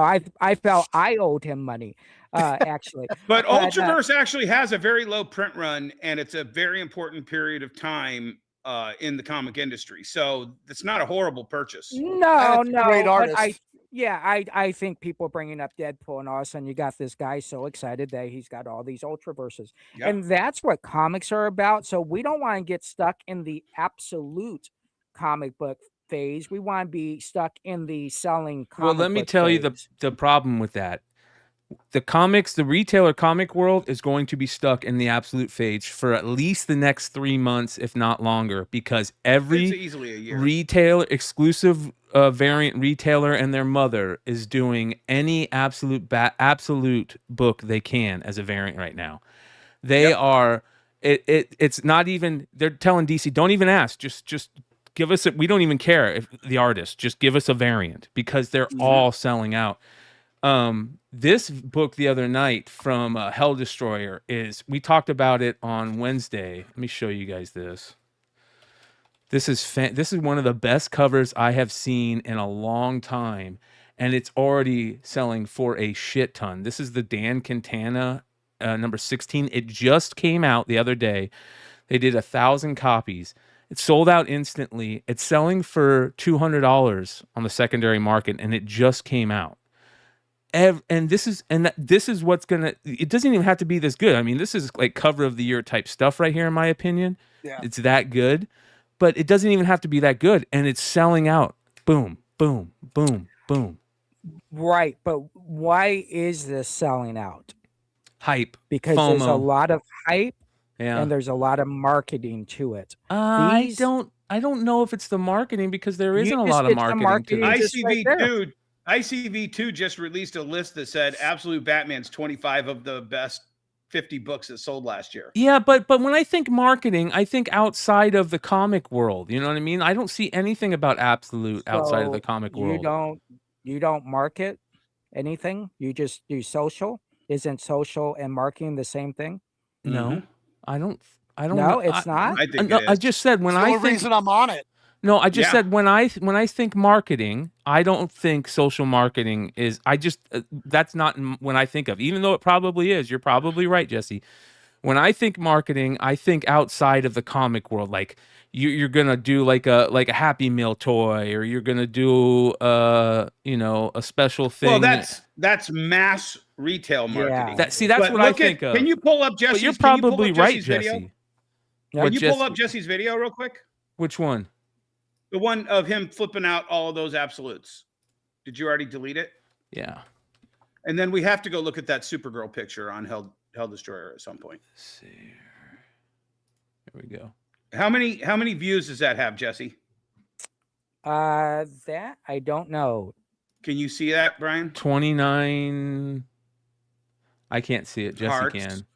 That's comments. Okay, let me take a look. I will look. To me, this is marketing 101, Brian. Okay, and guess what? Yeah, you're You probably sold right. 17 copies of those sold for $250. You're probably right. But here's the thing: DC is not doing the marketing. Right. But see, DC, well, DC does basic does no marketing. That's what I mean. But DC so like does the marketing of getting Stu to say that 25 of the top 50 books, and then ICV2 does that story, and I'm sure DC helps push that out into the market. The market then responds by looking for people like Jesse showing off that they have 30 copies of it. well, no, at which time it all feeds together. No, but what Jesse said is that DC is doing marketing. There's a lot of marketing being done for this, and DC is not doing marketing. I didn't say DC. You said I okay, said okay. I took it as that. I gentleman. apologize then, because that's what I think of when I think of marketing. I think DC is doing something about it, and DC is not doing hardly any marketing for this. The marketing for this is being done by word of mouth and hype right now. Same with Monsters, The word artists, of mouth and hype. The artists and the writers of all the Absolute books do a ton. Yep. Which they're not getting paid for that. They're only getting paid for the art. But if it does, the better it does. Didn't we just look at a Scott Snyder post last week where he was pushing the shit out of the current issue to do FOC? That's marketing. That's marketing by the creator. He gets paid by the publisher. So to me, even that is a level of marketing. That it is, but they're leaving it up to them, which that's not their job. No, exactly. Even if they're good at it. But Scott gets paid very handsomely by DC, so I'm sure he wants to keep that check coming in. 100%. So let me give you the best example of why I'm successful at marketing and social. So I just got this in right today. We're going to open this up live on air. And he ripped it. Yeah, exactly. So we're going to open it up. And this company is sponsoring the store. And that is, and we already showed these. This is for Roofman, right? Yeah. What does this have to do with a comic book store? Well, it isn't a Toys R Us and you sell toys. Right. But technically it has nothing to do with a brick and mortar comic book store. Nope. But because we do enough social and marketing, they say, hey, this would be cool to put in that store because they're always marketing. And so this is then and so that's the reason why when Dennis or one of you said, well, they don't get paid to do this. Well, there is a fundamental thing that benefits you by doing it. So this 100%. Is the second. But see, but Jesse gets paid because his customers know Jesse's has these relationships, and if they come in, they're going to get a free DVD every once in a while, and they're going to get a free poster for Roofman, and they're good. And if they spend $10 today and didn't get something, the next time when they get something, they might spend $20 as a thank you, and that's why Jesse succeeds at that marketing. Right, Brian, can you put me on the big screen because we haven't announced this yet? This is our other sponsor, Buc-ee's. Oh, the SpongeBob movie. Yeah. Oh, so again, we're just a little store in Florida. Yeah, we got 100 DVDs on this to give away to our customers. So marketing is beyond what you're trying to sell yourself. You're trying to sell your brand to other brands so that they will team up with you so they can help you be successful with them in the future. So that's my whole point about marketing. Anyways. Nice. Good shit. Marketing isn't just billion-dollar corporation buys $1 million ad campaign at the Super Bowl. Marketing is every step below that. Wrestling. Yeah, I mean, wrestling. That's crazy. Who would do that? what was that about? I don't know what you were just talking about. No, you see my wall with all the pictures of all the wrestlers. Yeah. And most people would look at that wall and go, Jesse, you're wasting prime real estate behind your counter. You know, I made that comment to Emmet about move a bunch of those books off your wall and put this kind of books just to see. But Jesse builds with that wall is you are shopping at Jesse James, who knows Elvira, who knows Brian Polito, who knows these wrestlers. You know, That's what Jesse is selling with that wall. That wall is a marketing wall that says you're shopping at the guy who knows all these people and has met all these people. So you are now 1 degree of separation away from all those people by shopping at my store. I have all my big what do they call it? All the TV shows I've been on. Those things are part of my marketing. Even if I get so much shit in the comment sections of the video for the Silver Surfer that I sold to Hardcore Pawn or not Hardcore. Hardcore Pawn. Yeah, Hardcore. And I get so much shit. Oh man, that thing goes for $3,000 now. Oh, that guy sold too cheap. Oh, Les is such a cheapskate. Why didn't he give him the extra $50? I took that extra 50 because I knew that would actually make the show. Or I lost that extra 50 because I knew the second I sold it to him, that would make the show. And then my entire marketing team made a magnet for when that show ran. It would direct people to our website and direct people to our store. And I made over $10,000 in sales the week after I sold that Silver Surfer to Les at Hardcore, because I marketed, come in and meet the guy who sold the Silver Surfer. People would come in. Oh my God, I saw you on that show. Tell me about it. I told that fucking story ad nauseum. Yep. And every time it resulted in a sale. So that Silver Surfer made me over $11,000 in 1 week when you consider what I did. Right, exactly. That video that you asked about got 350 views. So, Yep. Again, every view you get, especially if it's a new consumer, helps build your brand socially. If you're not building your brand socially in the retail world, you're so far behind everybody else. It's crazy to think that and it only takes a couple seconds a day, and so I think that's part of this business. So you should be marketing, you should be on the social platforms as much as possible. What we're doing right now, right? We're not selling our stores, we're not selling product, but we're out there giving our free advice, our opinions, right? Let's make sure we know everybody. This is our opinions. Yeah. Don't get all your burgers frosted because we give you our opinions, right? But yeah, that's what it's about. So I think when you look at something like that and you say, oh my gosh, it's going for $200, that gentleman, that artist, that creator, he only has to do a couple posts, and that's enough to generate the passion to buy that book at these higher prices than normal. Oh yeah, I mean that's obvious. There's no doubt that and it also social media and gives YouTube stuff can make a comic move the needle depending on who's talking about it and how they're talking about it. And when you're authentic, the customers realize that and they reciprocate because they love authenticity more than they love the Beanie Babies you sell. One of the best needle movers for not new books, but was Comics Kayfabe. Yep. And they would go deep dive on some. That was books the best show of about comic books on YouTube until Ed, left this earth.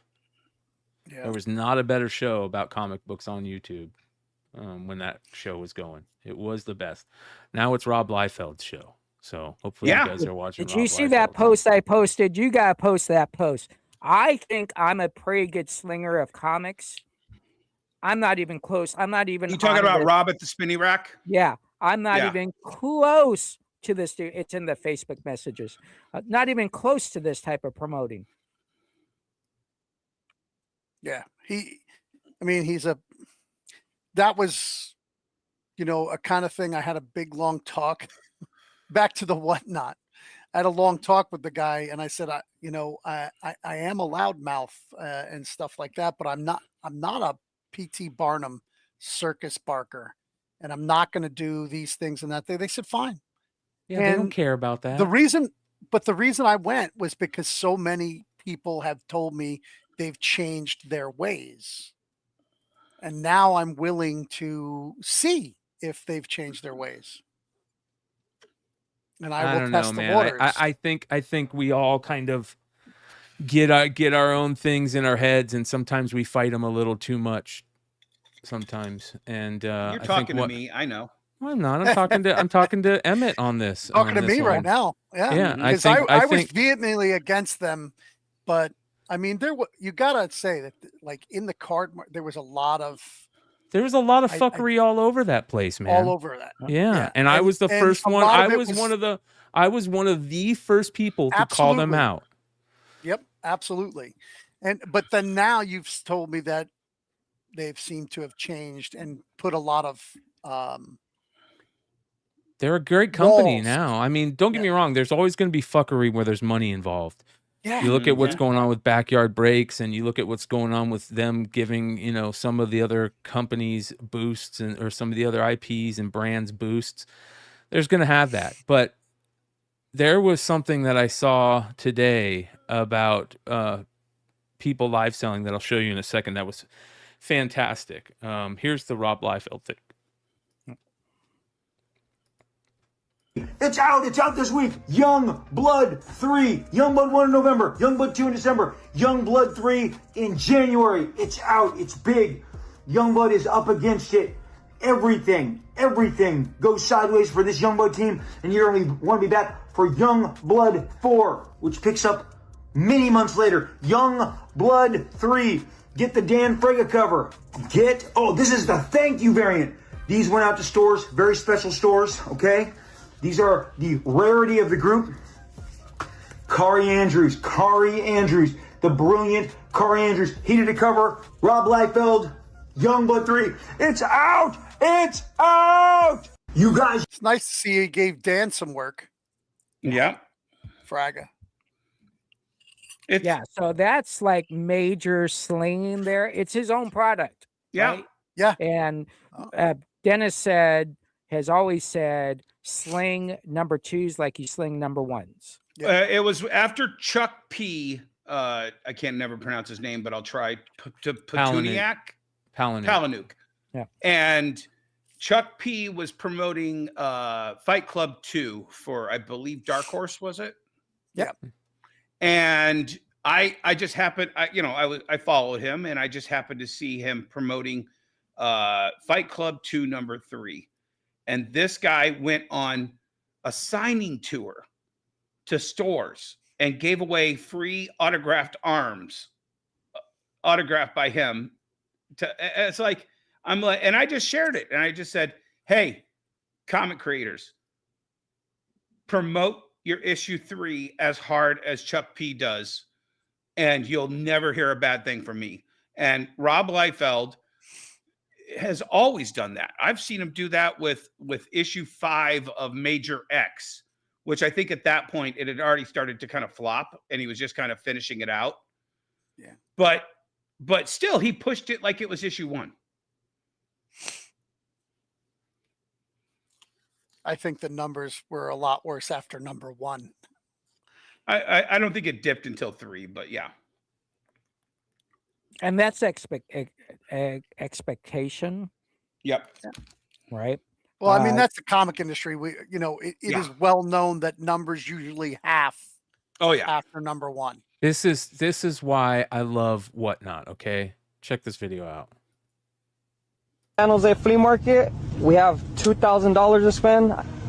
$200 for everything. For everything where? Starting from where?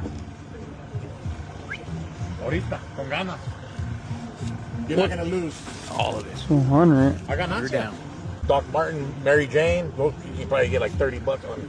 This right here, you should be able to get about $30, $40 on TikTok. You get all the buggies. These ones you can probably get like $5 a car. What's your last price? 2 bills is the best I 2? can do. You're getting everything. That's why. What's in that bin that you didn't put up there? What's in the bin that you didn't take out? By the way, this made me want to go collect these so much when I saw this part. Well, that's my stuff. Good stuff? Mira. $250, you make. Mira, ven, pa' acá, mires. Those fucking lowrider stickers they used to put in the Little binder. lowrider stickers. There's from about back in maybe the day. 100 pieces in here. I do $3 each. I'll give you a deal. I'll throw in $250 for everything and include. Remember those? Oh yeah. Vending. Oh my god, Yeah. dude. Oh. So watch what he gets this whole thing for. Including these.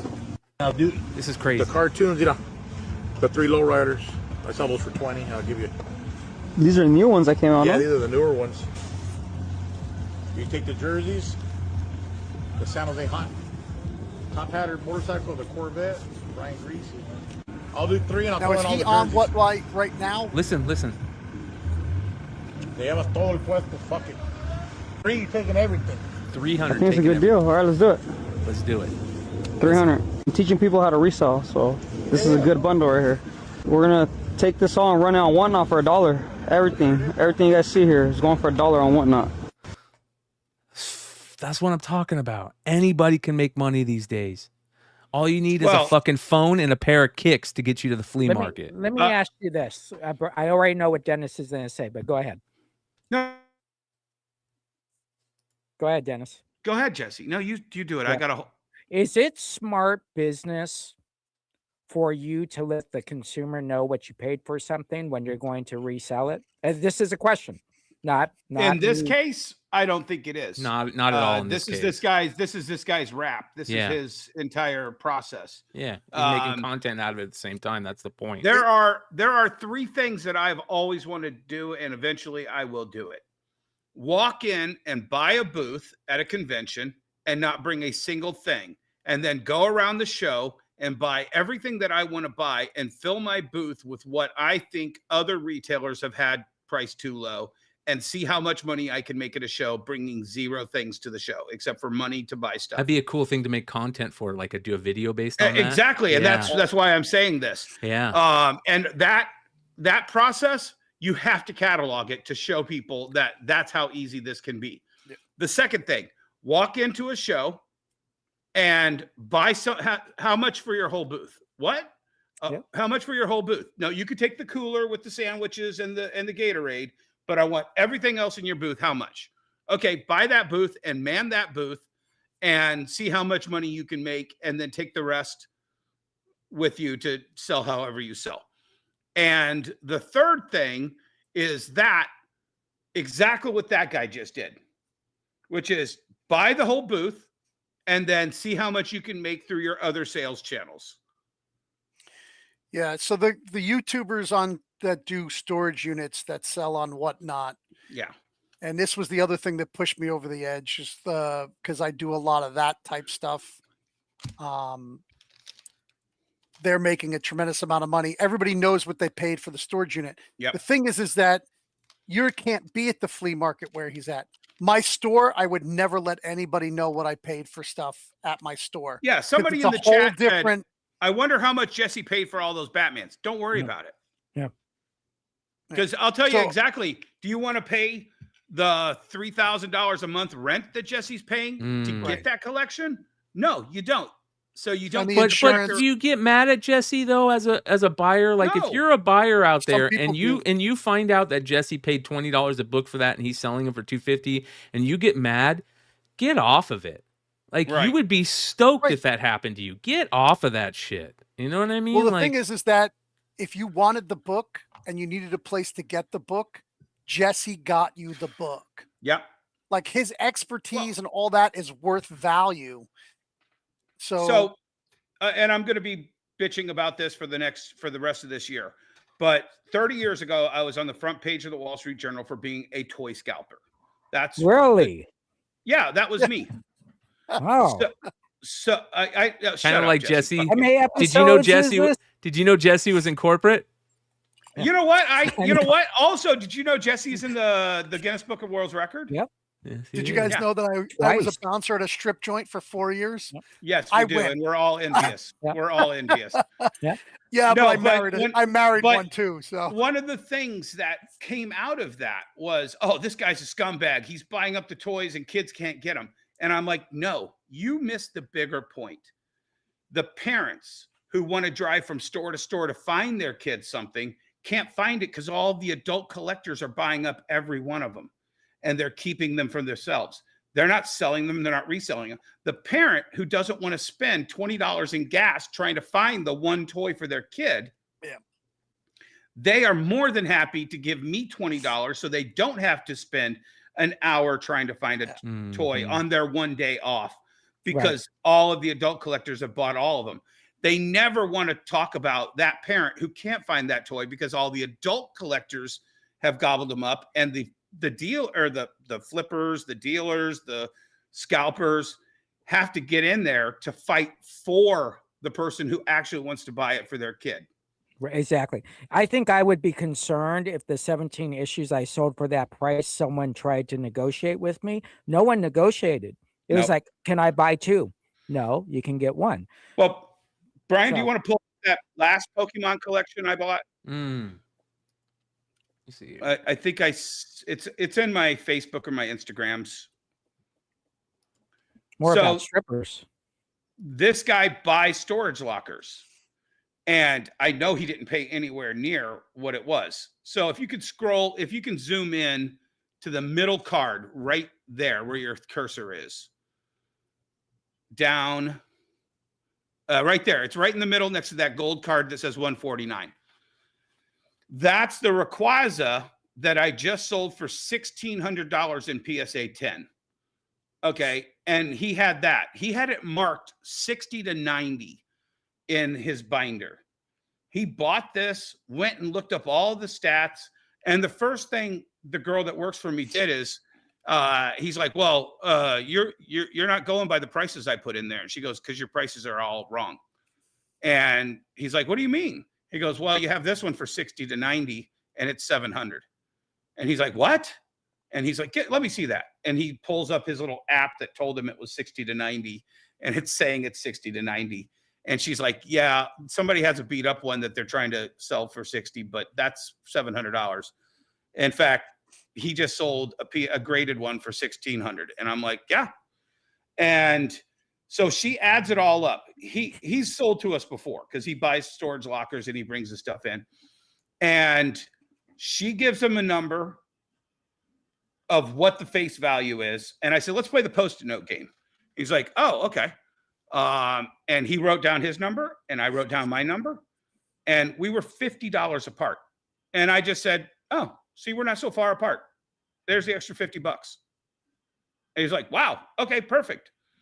He didn't pay what I paid for this collection for probably the entire locker. You see what I'm saying? It doesn't matter, but the authenticity of the girl that works for me, and there's $200 cards in there, there's $100 cards in there, you know, all sorts of stuff in this. But he sold it to me because he knew we were offering him a fair price and we were $50 away from what he wanted for it. And he'll come back too. Right. Every time and twice on Sunday. Yep. Yeah. And you know, it's funny that Dennis says that, and you guys know the back end of the story with the Absolute Batman. He went to every store. I was not the highest bidder. Oh yeah. For that collection. I was like the 5th highest bidder. But what happens is you create relationships with people. They understand where you come from. You have to make money. And then it comes down to, a lot of times it really comes down to does the person like you? And it's not that I lowballed them. That's where I was at. But the other thing is that will they get the price when they go back? Sometimes guys give them high prices, so they'll bring the collection back. And then the guy's been around everywhere, right? And now he's back. And then you can go, oh, I didn't really see the crease here. I didn't really see that. Oh, this big book is not in the condition you said it was in. And then they start driving the price down. And then they're like, well, shit, I've already taken it 5 places. I'm back to my first place. All right, what are you going to give me? If you're anywhere near any one of the offers that was given to him, he's taking it. Yeah, exactly. So buying is a very interesting thing. I think a lot of people think we do a lot of talking. It's actually letting the customer tell their story. If you let the customer tell their story, it kind of tells you where you need to be at when you're making your bid. Oh yeah. Or your offer. To me, that's the most important thing, because these collections trade hands. You know, that whole awesome collection that Emmet got with the gas pumps. That all of this is changing hands from one person to another. We are telling the story of the person who had that collection. We are telling the story of that collection. It's important to catalog that in our brains and bring that around to the customer who's the next carrier of that torch. Exactly. This is interesting. we've been talking about the Ultimate Universe being canceled and this and that, and how much of a big deal it was and how stupid it was. Well, of course. Marvel announces that it will live on. Reborn Ultimate Impact, May 2026. They're ending the universe just to bring it right back in May. So there you go. By the way, is this going to be a free comic book day book? Probably. Motherfuckers. It should be. I mean, they shouldn't be doing this to begin with because it's a fucking cash grab and we're tired of it. Just tell good stories. You don't have to say stuff like this. You know, does like the lightning going across this kind of remind you of wrestling also, though? Impact it reminds wrestling? me of crack. It actually of meth, of ice. That's what it reminds me of. It reminds me of crystal meth. That's what it reminds me of. Fucking terrible is what it is. It smells bad too. It smells just as bad as fucking crystal meth. Jesus. You know what smells good? Money. What The Rock is cooking? A great Silver Age book. Oh yeah. Great smell test. Anyways, it's gonna be funny though that they're gonna bring back just to I don't know how many people are reading Ultimate Universe are happy about this, that they're gonna kill it and bring it back again. I lost by issue 10. I only had one guy who, just because he's the collector, he wants to have every issue of it. That's the only guy I have left on the book. And everybody that was reading by issue 10 was gone. Well, the funny thing is that people are still buying the Ultimate Endgame blind bags to get those sketches. Oh, did you see the fake? Because of the amount of people that are buying those sketches on eBay and everywhere else is fucking crazy. So crazy that people are faking them and putting up. Okay, that's where we're going. Yeah, so. I did not hear about this. Oh, this is cool. Oh yeah, I shared it. Oh, maybe I didn't share it in our chat. Sorry. So basically, same thing that happened with the blind bags from Battle Beast, where people were faking the sketches inside. Because here's the problem: you could get blank sketches in these Ultimate Endgame bags, so people can call it an Ultimate Endgame sketch cover, you know, right. and put down in the very bottom, oh, the sketch wasn't gotten, didn't come from the bag though, but the sketch cover came from the bag. So they get away with selling these things. Half-truths. Yeah. Half-truths. Yeah. And there's a lot of people that have done this. And here's the thing. It's funny because Swag was talking about this on his show the other day, and they were talking about fakes and counterfeiting and how what's going on in the world of counterfeiting and stuff. And I said there is some big news, not big news, but I'll say there is a big counterfeiting story out there that's being worked on right now that people are going to trip out over. But this isn't it. They said that they thought this was it, what I was talking about, but this isn't it. But you can see. Is that today? People are paying $9.50 for one of these, and they know they're all beat up. Yeah. Because they're trying to get the sketches. Hilarious. Yeah. I mean, here's prices on the sketches. You can see these are all Todd Knox sketches. This one is one of the, what is this one? $3,500. That's the fake. You got it. And it got $3,500 for a fake? Yep. And this guy apparently has done this before. Yeah. This Cheesehead Comics. It's not definitely. Look at how bad that is. It's horrible. Oh my God. Who is supposed to be the artist? Robert Downey Jr. Unreal. Unfucking. And it's actually a copy. It's a copy of one that is an actual Robert Downey Jr. Look at this. He tried to put it in a lot. Yeah. And that sold. So because it doesn't have to go through authentication. That way. Yeah, this guy's full of shit. Cheesehead Comics. Watch out for him. But as you guys can see, the rest of them are still selling for grips of money. I mean, 500, 600, 700, even damage. There's $1,000 Terry Dodson one. So that's why people are buying these. And there's and Clutch. That's one of the biggest things that I love these Garuso sketches too. That he does a Well, good job apparently on. there's something on the back that gives it authentication from Marvel. Oh, this is a good one too. That Noto for only $350. Yeah, the maker. Yeah. The as long as they aren't these little sketches like this one, like that's terrible. Like, give me a big sketch. Like at least Hey, it went for Garuso. 700. It went for Still 700. went for 700, man, and they are all damaged. But Yep. you know who cares at that point? You're paying for the original art for this one. There's a Momoko. Oh, Terry Dodson for 1,000. That's gorgeous. The Momoko is actually really fucking good. Look at this Momoko. And it went for 700. That's fantastic. a steal. That is a beautiful Momoko. She didn't mail that in. No. Nope. Oh, are you saying she does on the other ones though? Oh, there's a lot of mail in Momokos. So and people are still buying these, and they're selling for regular price. They didn't drop them.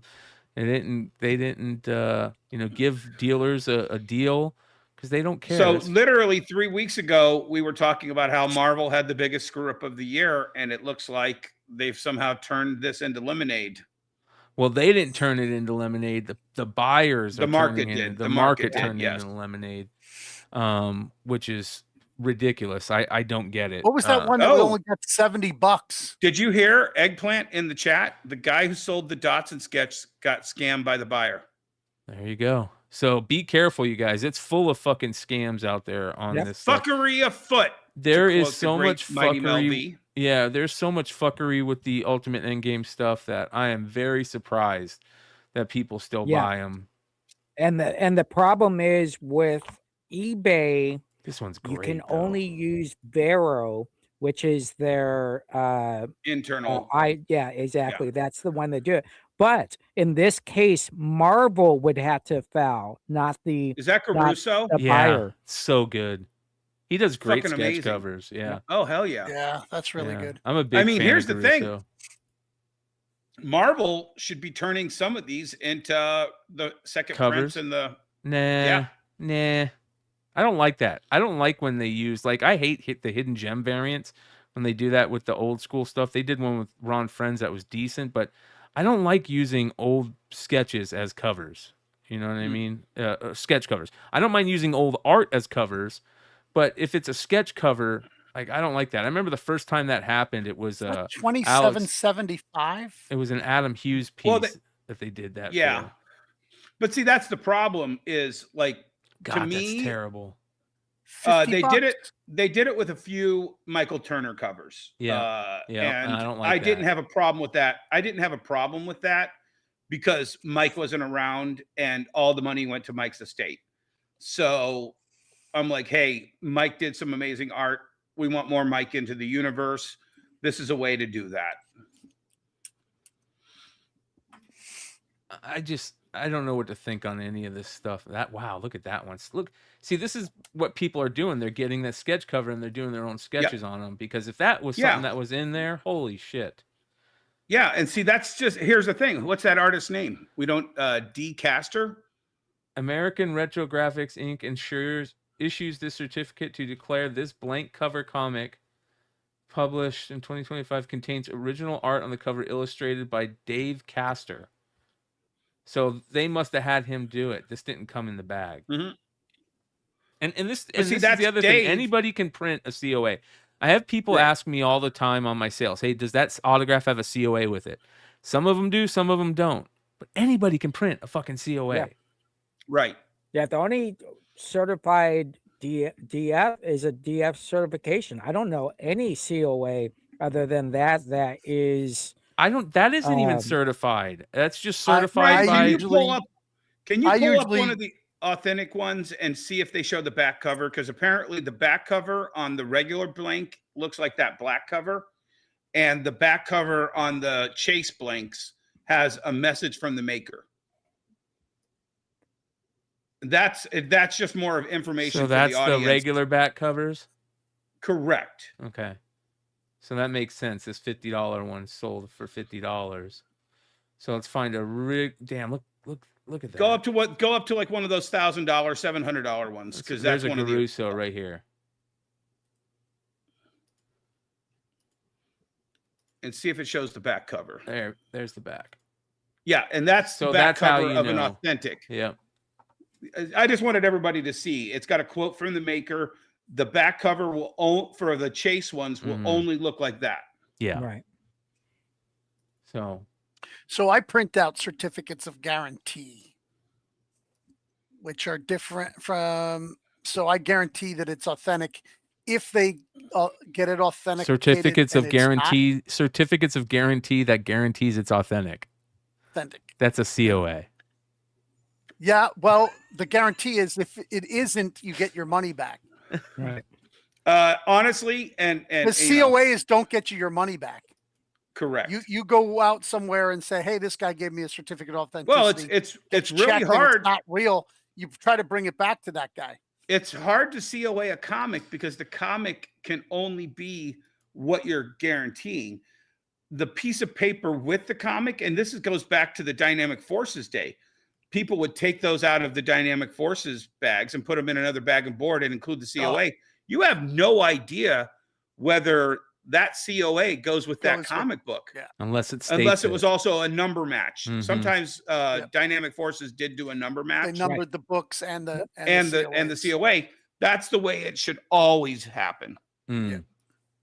But like everybody, when you're buying collections, you get a lot of autographs from sports guys, in-person autographs, and they don't have any COA. Right.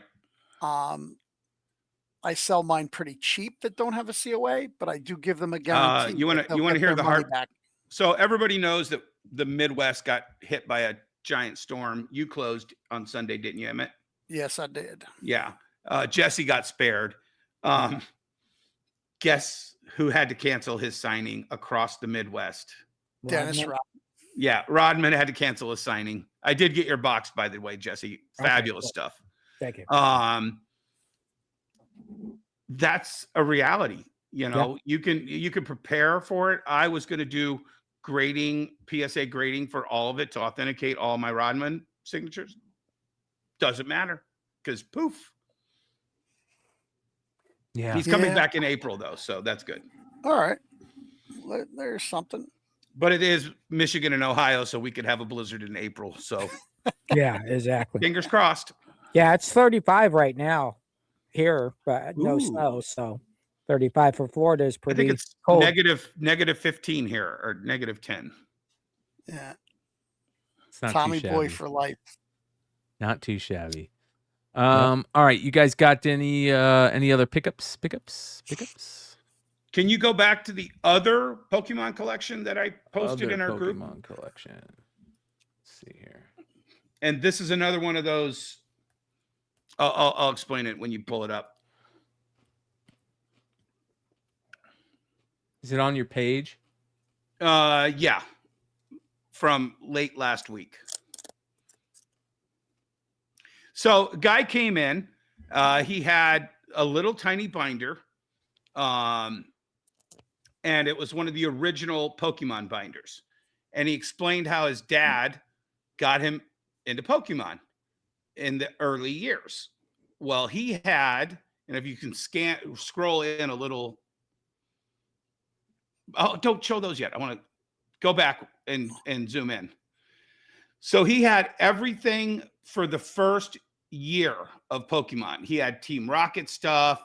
He had unlimited Shadowless. He had Umbreon. That Umbreon is gorgeous. It might be a 10.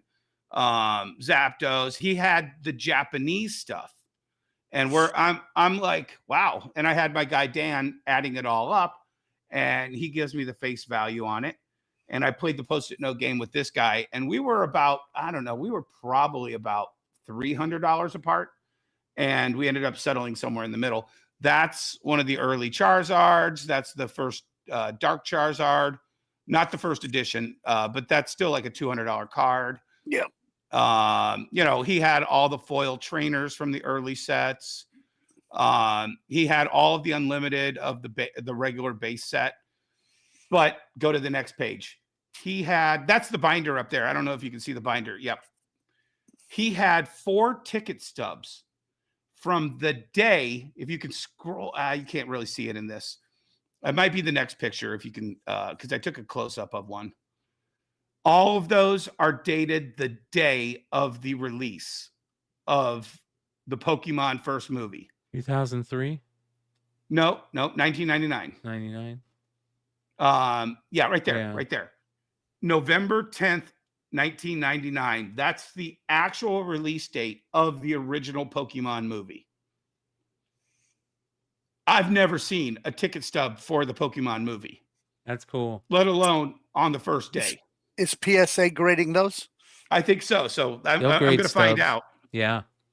Hell yeah. I mean, they're all roached. I mean, you could barely see. But Yeah, you could but they're just still see cool. enough. They're Still still cool as authenticates shit. them. Yep. Fucking A, man. I love shit like that. That's dope. And so, and like I said, when a collection like that comes through and you're $300 apart, you negotiate it. Yep. I gave Hell up yeah. a lot to get that collection. Yeah, that's cool. But here's the thing. He only brought it in because he took his video game systems over to GameStop and they weren't going to buy his whole collection of Pokemon. He wasn't even interested in selling. But when he started hearing the numbers that I was throwing out, he's like, he looked at his girlfriend and his girlfriend's like, hey, they're your cards. He's like, yeah, I'd rather have the money. He sold. I don't think he was even wanting to sell. He kind of was just wanting to see. So since Jesse's not here, if you could go to my eBay, these are 2 items that did very well for me. One is a Korg KRS 120, which is the drum machine, early hip hop used. Yeah. So I have one of those on there, and I also have the. Does it have provenance or is it just the machine? Just the machine. Damn! If you could just figure out who used it. No, it wasn't. It wasn't used by a hip hop guy. Okay. Wow, that only went for $300. Yeah, and it sold in a day, so it probably. You were way underpriced. If you find one, I would probably price it at $500 to $600. I'd put it at 1,000 and take offers. Hell Fuck. yeah. Hell What yeah. is it? It An is old a school Korg beat machine drum box. Oh, okay. You know, sure. just all of that backbeat that all those early guys just would run in the background. So I also sold a Gemini flash former. If you look in there, if it'll come up. I was also the only one that had one of these in the box. Like 300. brand new. So this would allow you to scratch records without actually moving them back and forth. Yeah. Right. Yeah. So yeah, any of that early hip hop DJ stuff is fucking phenomenal. Yeah. Again, this sold in a day, so probably again $500 to $600. That's dope. That's really cool. Yeah. History, my man. point is I know Total you're fighting history, for space where you nostalgia. are, Emmett. Yeah. But items like that are not going to come around that often. You've really got to establish a higher price, in my opinion. Establish that higher price and wait for the bigger fish to come along, because the amount of times that's going to come through your doors again is nil. I have 4 1970s Sansui 12-inch with 4 tweeters. Nice. Two horns and 2 iodine. I'm saying the word wrong. It's not iodine. It's epidyme, I think, or something like that. And a mid. And it has a controller on each speaker. Oh, I had one of those in fucking college. amazing. I actually had one of those in college. It was amazing. Sansui is top shelf. Well, I've had the luck of having 3 separate Marantz full systems come through my door in the last 4 years. I don't care if I ever fucking sell those, because when I hook those up and I put that bitch on 6 or 7, I am literally recreating the Memorex ad where the guy's sitting in the fucking chair. Yeah. people do not understand the power of those old systems until they see it actually in play. All those young kids now that are coming to get vinyl records from me, I'm like, Yep. are you guys actually playing these? They're like, oh yeah. And they have these ones that are playing them through their computer. They Yeah, bought yeah, these. yeah. I Yeah. said, Yep. oh, wait, before you take it home, listen to it on a Yep. real system. Yeah. I had my kids today that were working because it's really slow because we're still digging out from this Yeah, blizzard. us too. And I don't even want to tell you, Monroe beat Toledo by like 4x today. That's how slow it was. But I said, you know what, girls, I would like you to clean all of these old 45s. And after you clean them, I want you to test them on this record player. They got such a thrill out of listening to old 45s on one of those shitty little $100, modern turntables. And the sound was great. I said, look, if it skips, I want you to play both sides.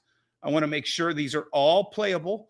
Play both sides. And then if it skips or it's got a crack in it or anything, put it over in this pile. And then these, bag them up and get them ready. Yeah. But that's the flavor of your store, is showing these kids the beauty of something as simple as original Beatles Apple 45s. Yep. And Badfinger 45s, like the only brand that Apple bought into the Beatles mix, and it was like, but these are all gorgeous old 45s. Like the labels are perfect. But they had dust on, a quarter of each record because they were just staggered. But I had them, put the cleaning solution on it, run the old record brush around it. Yep.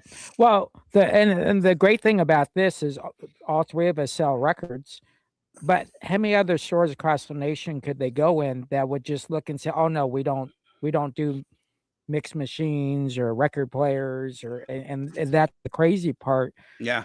So we do offer a better opportunity for people that come in that want to sell their collections, and we're actually taking their records and their VHS tapes and DVDs as well. Yeah. Speaking of yeah.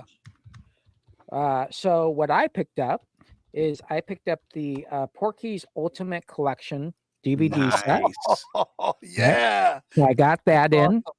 It's the first movie today. I ever. No, wait. It's either that or Nerds was the first movie I ever remember my dad putting his hands over my eyes when the news. Yeah. But he would do Mine was this. Airplane. He would do, my dad. He would do your this. He would ears? do this to me. He'd go.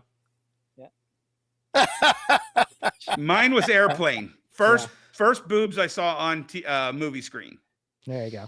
And then I picked up Ooh. Exorcist. Ooh, On nice. VHS. That Yeah, still VHS. scares Very me nice. just seeing that image, dude. Yeah. Evil Dead.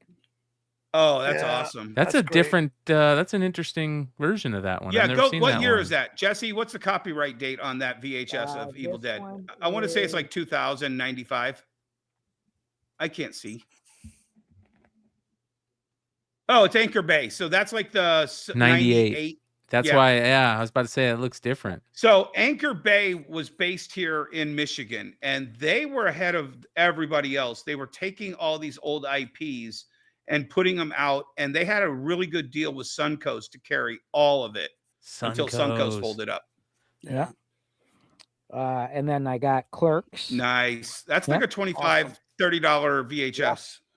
And then with the Absolute Batman, I did pick up a first Santana Rocket Raccoon. Oh, Gorgeous. And that looks in great love shape, that. Jesse. It looks like a beautiful Yeah. shape book. And PSA then- magazine grading. Yep. Nice. Yeah. Oh, first Rocket and Yeah. regular.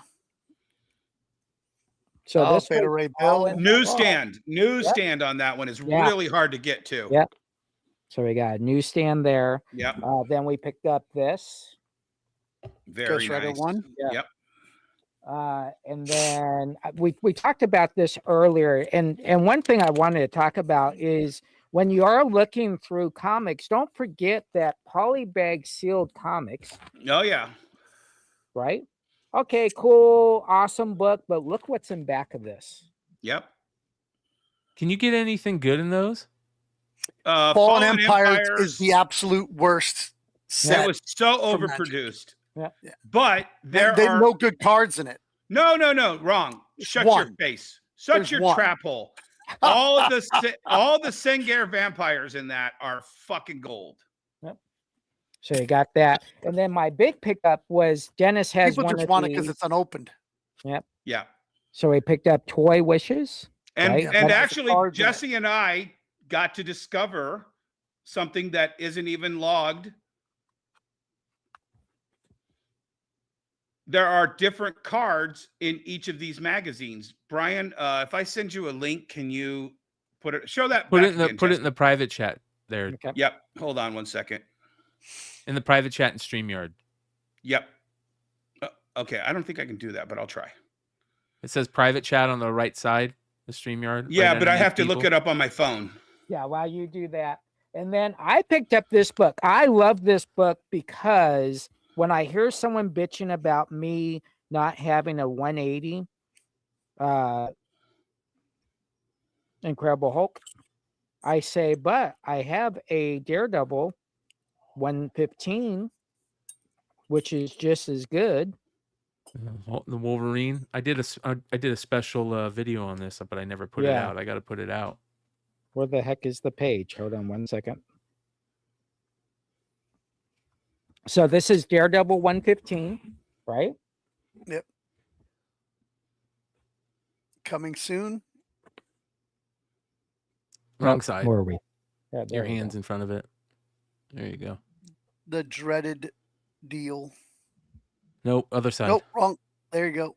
Yep. There you go. Oh, yeah. So I go, there you go. There's your 180. Marvel Stop bitching. Premiere 21, I think, or 19, and Thor 219, something like that. Yeah. It's in 3 books.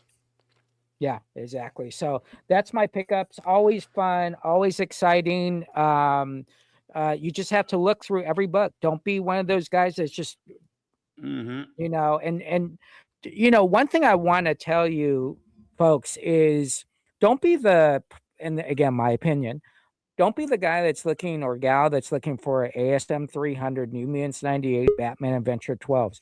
There's a lot of good books in every box. You just got to look and take your time and educate yourself. Yeah. Especially DC. A lot of guys overlook. I dropped it in there. Okay. Brian. Okay. So Jesse posted that. And I'm like, oh, wow, I got one of those too. But look at the cards inside.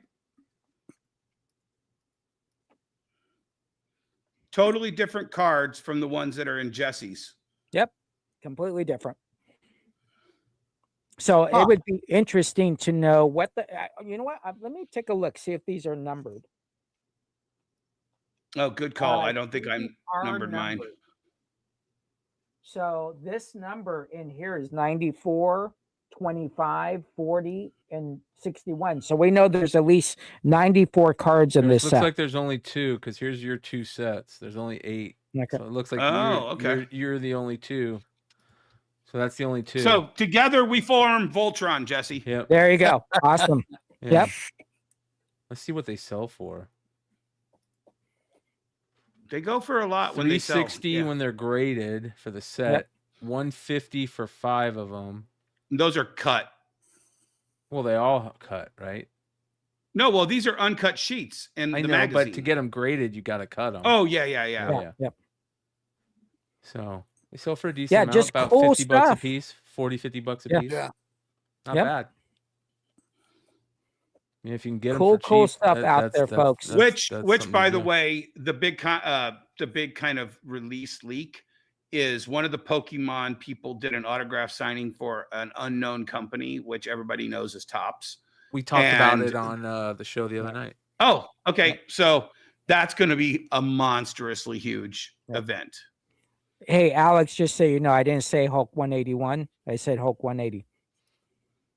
Just to clarify. But Hulk 180 came out. Did it come out before or after those? That was the 181 solicit, Jesse. Oh, was it the 181 solicit? I thought Open that it was the up, 180. because it's got the orange. It's got the Oh, orange yeah, header. that's right. Yeah. So that's the Yeah. 181 So solicit. which one are you talking about, Brian? There was no solicit for 180. Yeah, there's no solicit that I for know 180. I thought this is So solicit for 180 came so out, my and they apologies. knew this Wolverine thing might be a thing. So they started promoting that the next issue is going to have this guy. But his real first yeah, appearance you're is in correct, Foom. 181. All right, I thought that was the promo for 180. No wonder why everybody's like, "What the which hell are you Foom? talking about?" Yep. Yeah. What is it, Foom 8? I can't Somewhere remember. in I have there. to see the cover. I'm And- terrible and about I've always numbers in my said- head. I always got to see the I've cover. always said Al Milgram is a Detroit guy, which most of these guys back in the day loved Michigan football. And I swear that Al Milgram made him the Wolverine because he was a fan of Michigan football. And so when I had Al at my convention in 2011, I had him draw Wolverine as a Michigan football. Oh, that's cool. Yeah. That's real cool. I like that. I love that old I like the school. fact that, and we're not going to talk about this, that we didn't mention Diamond this whole show. That's great. I think it's a done deal. Now we just have to wait till when we can get our invite to go to fucking buy. Yeah, Yep. exactly. Good Do you luck. think they're going to do it online where you can just go No. and pick up or No. arrange? It's all going to be just live. It's going to be, I No think, online unless bidders. it's a very, I mean, I've seen a few online liquidations. They don't go smoothly because people don't pick up the crap. These liquidators want the crap gone that day. Yeah, that moment. Yeah. It's Right. like, go to the end, pay, get that shit out of here. Yep. I'm going to all have right. to figure out who does tractor trailer loads. Well, now, one thing I want to show you guys before we leave. This was one of those moments that we all wish for. Check this out.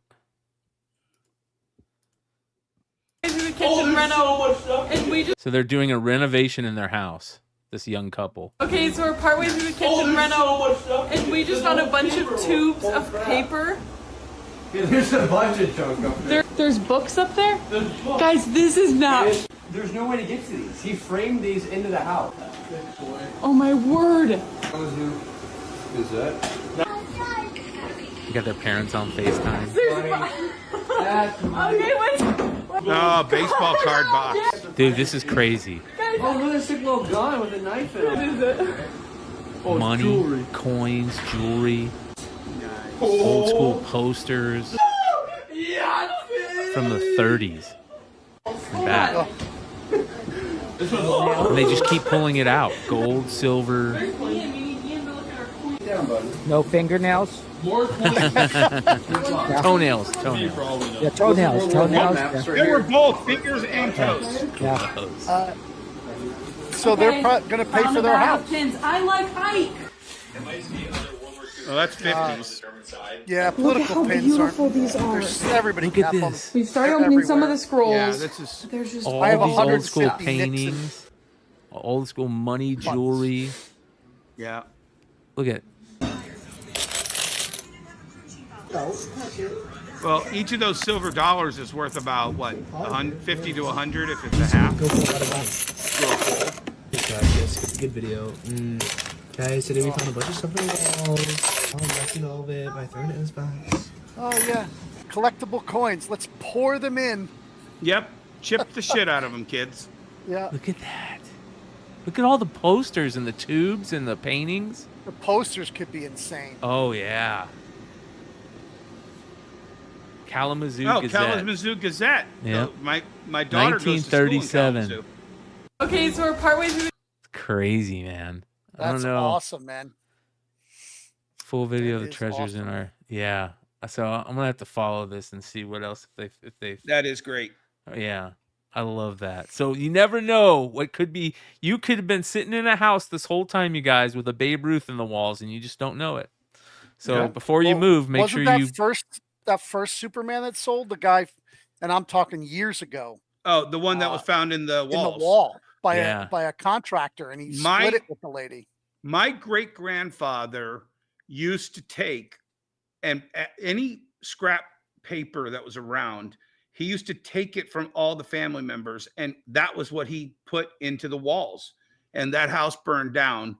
And I can only imagine what comic books might have been in those walls. Oh, Yeah. Sports cards too. Yep. Everything, dude. Everything. You never Even old corn cobs from the combines when they would grab the corn and take off the kernels and spit out he had corn cobs in the wall. Yeah, it's great insulation. Yep. Use everything. Whatever you can get, right? Yeah. All right. That being said, we'll see you guys tomorrow night. Adios.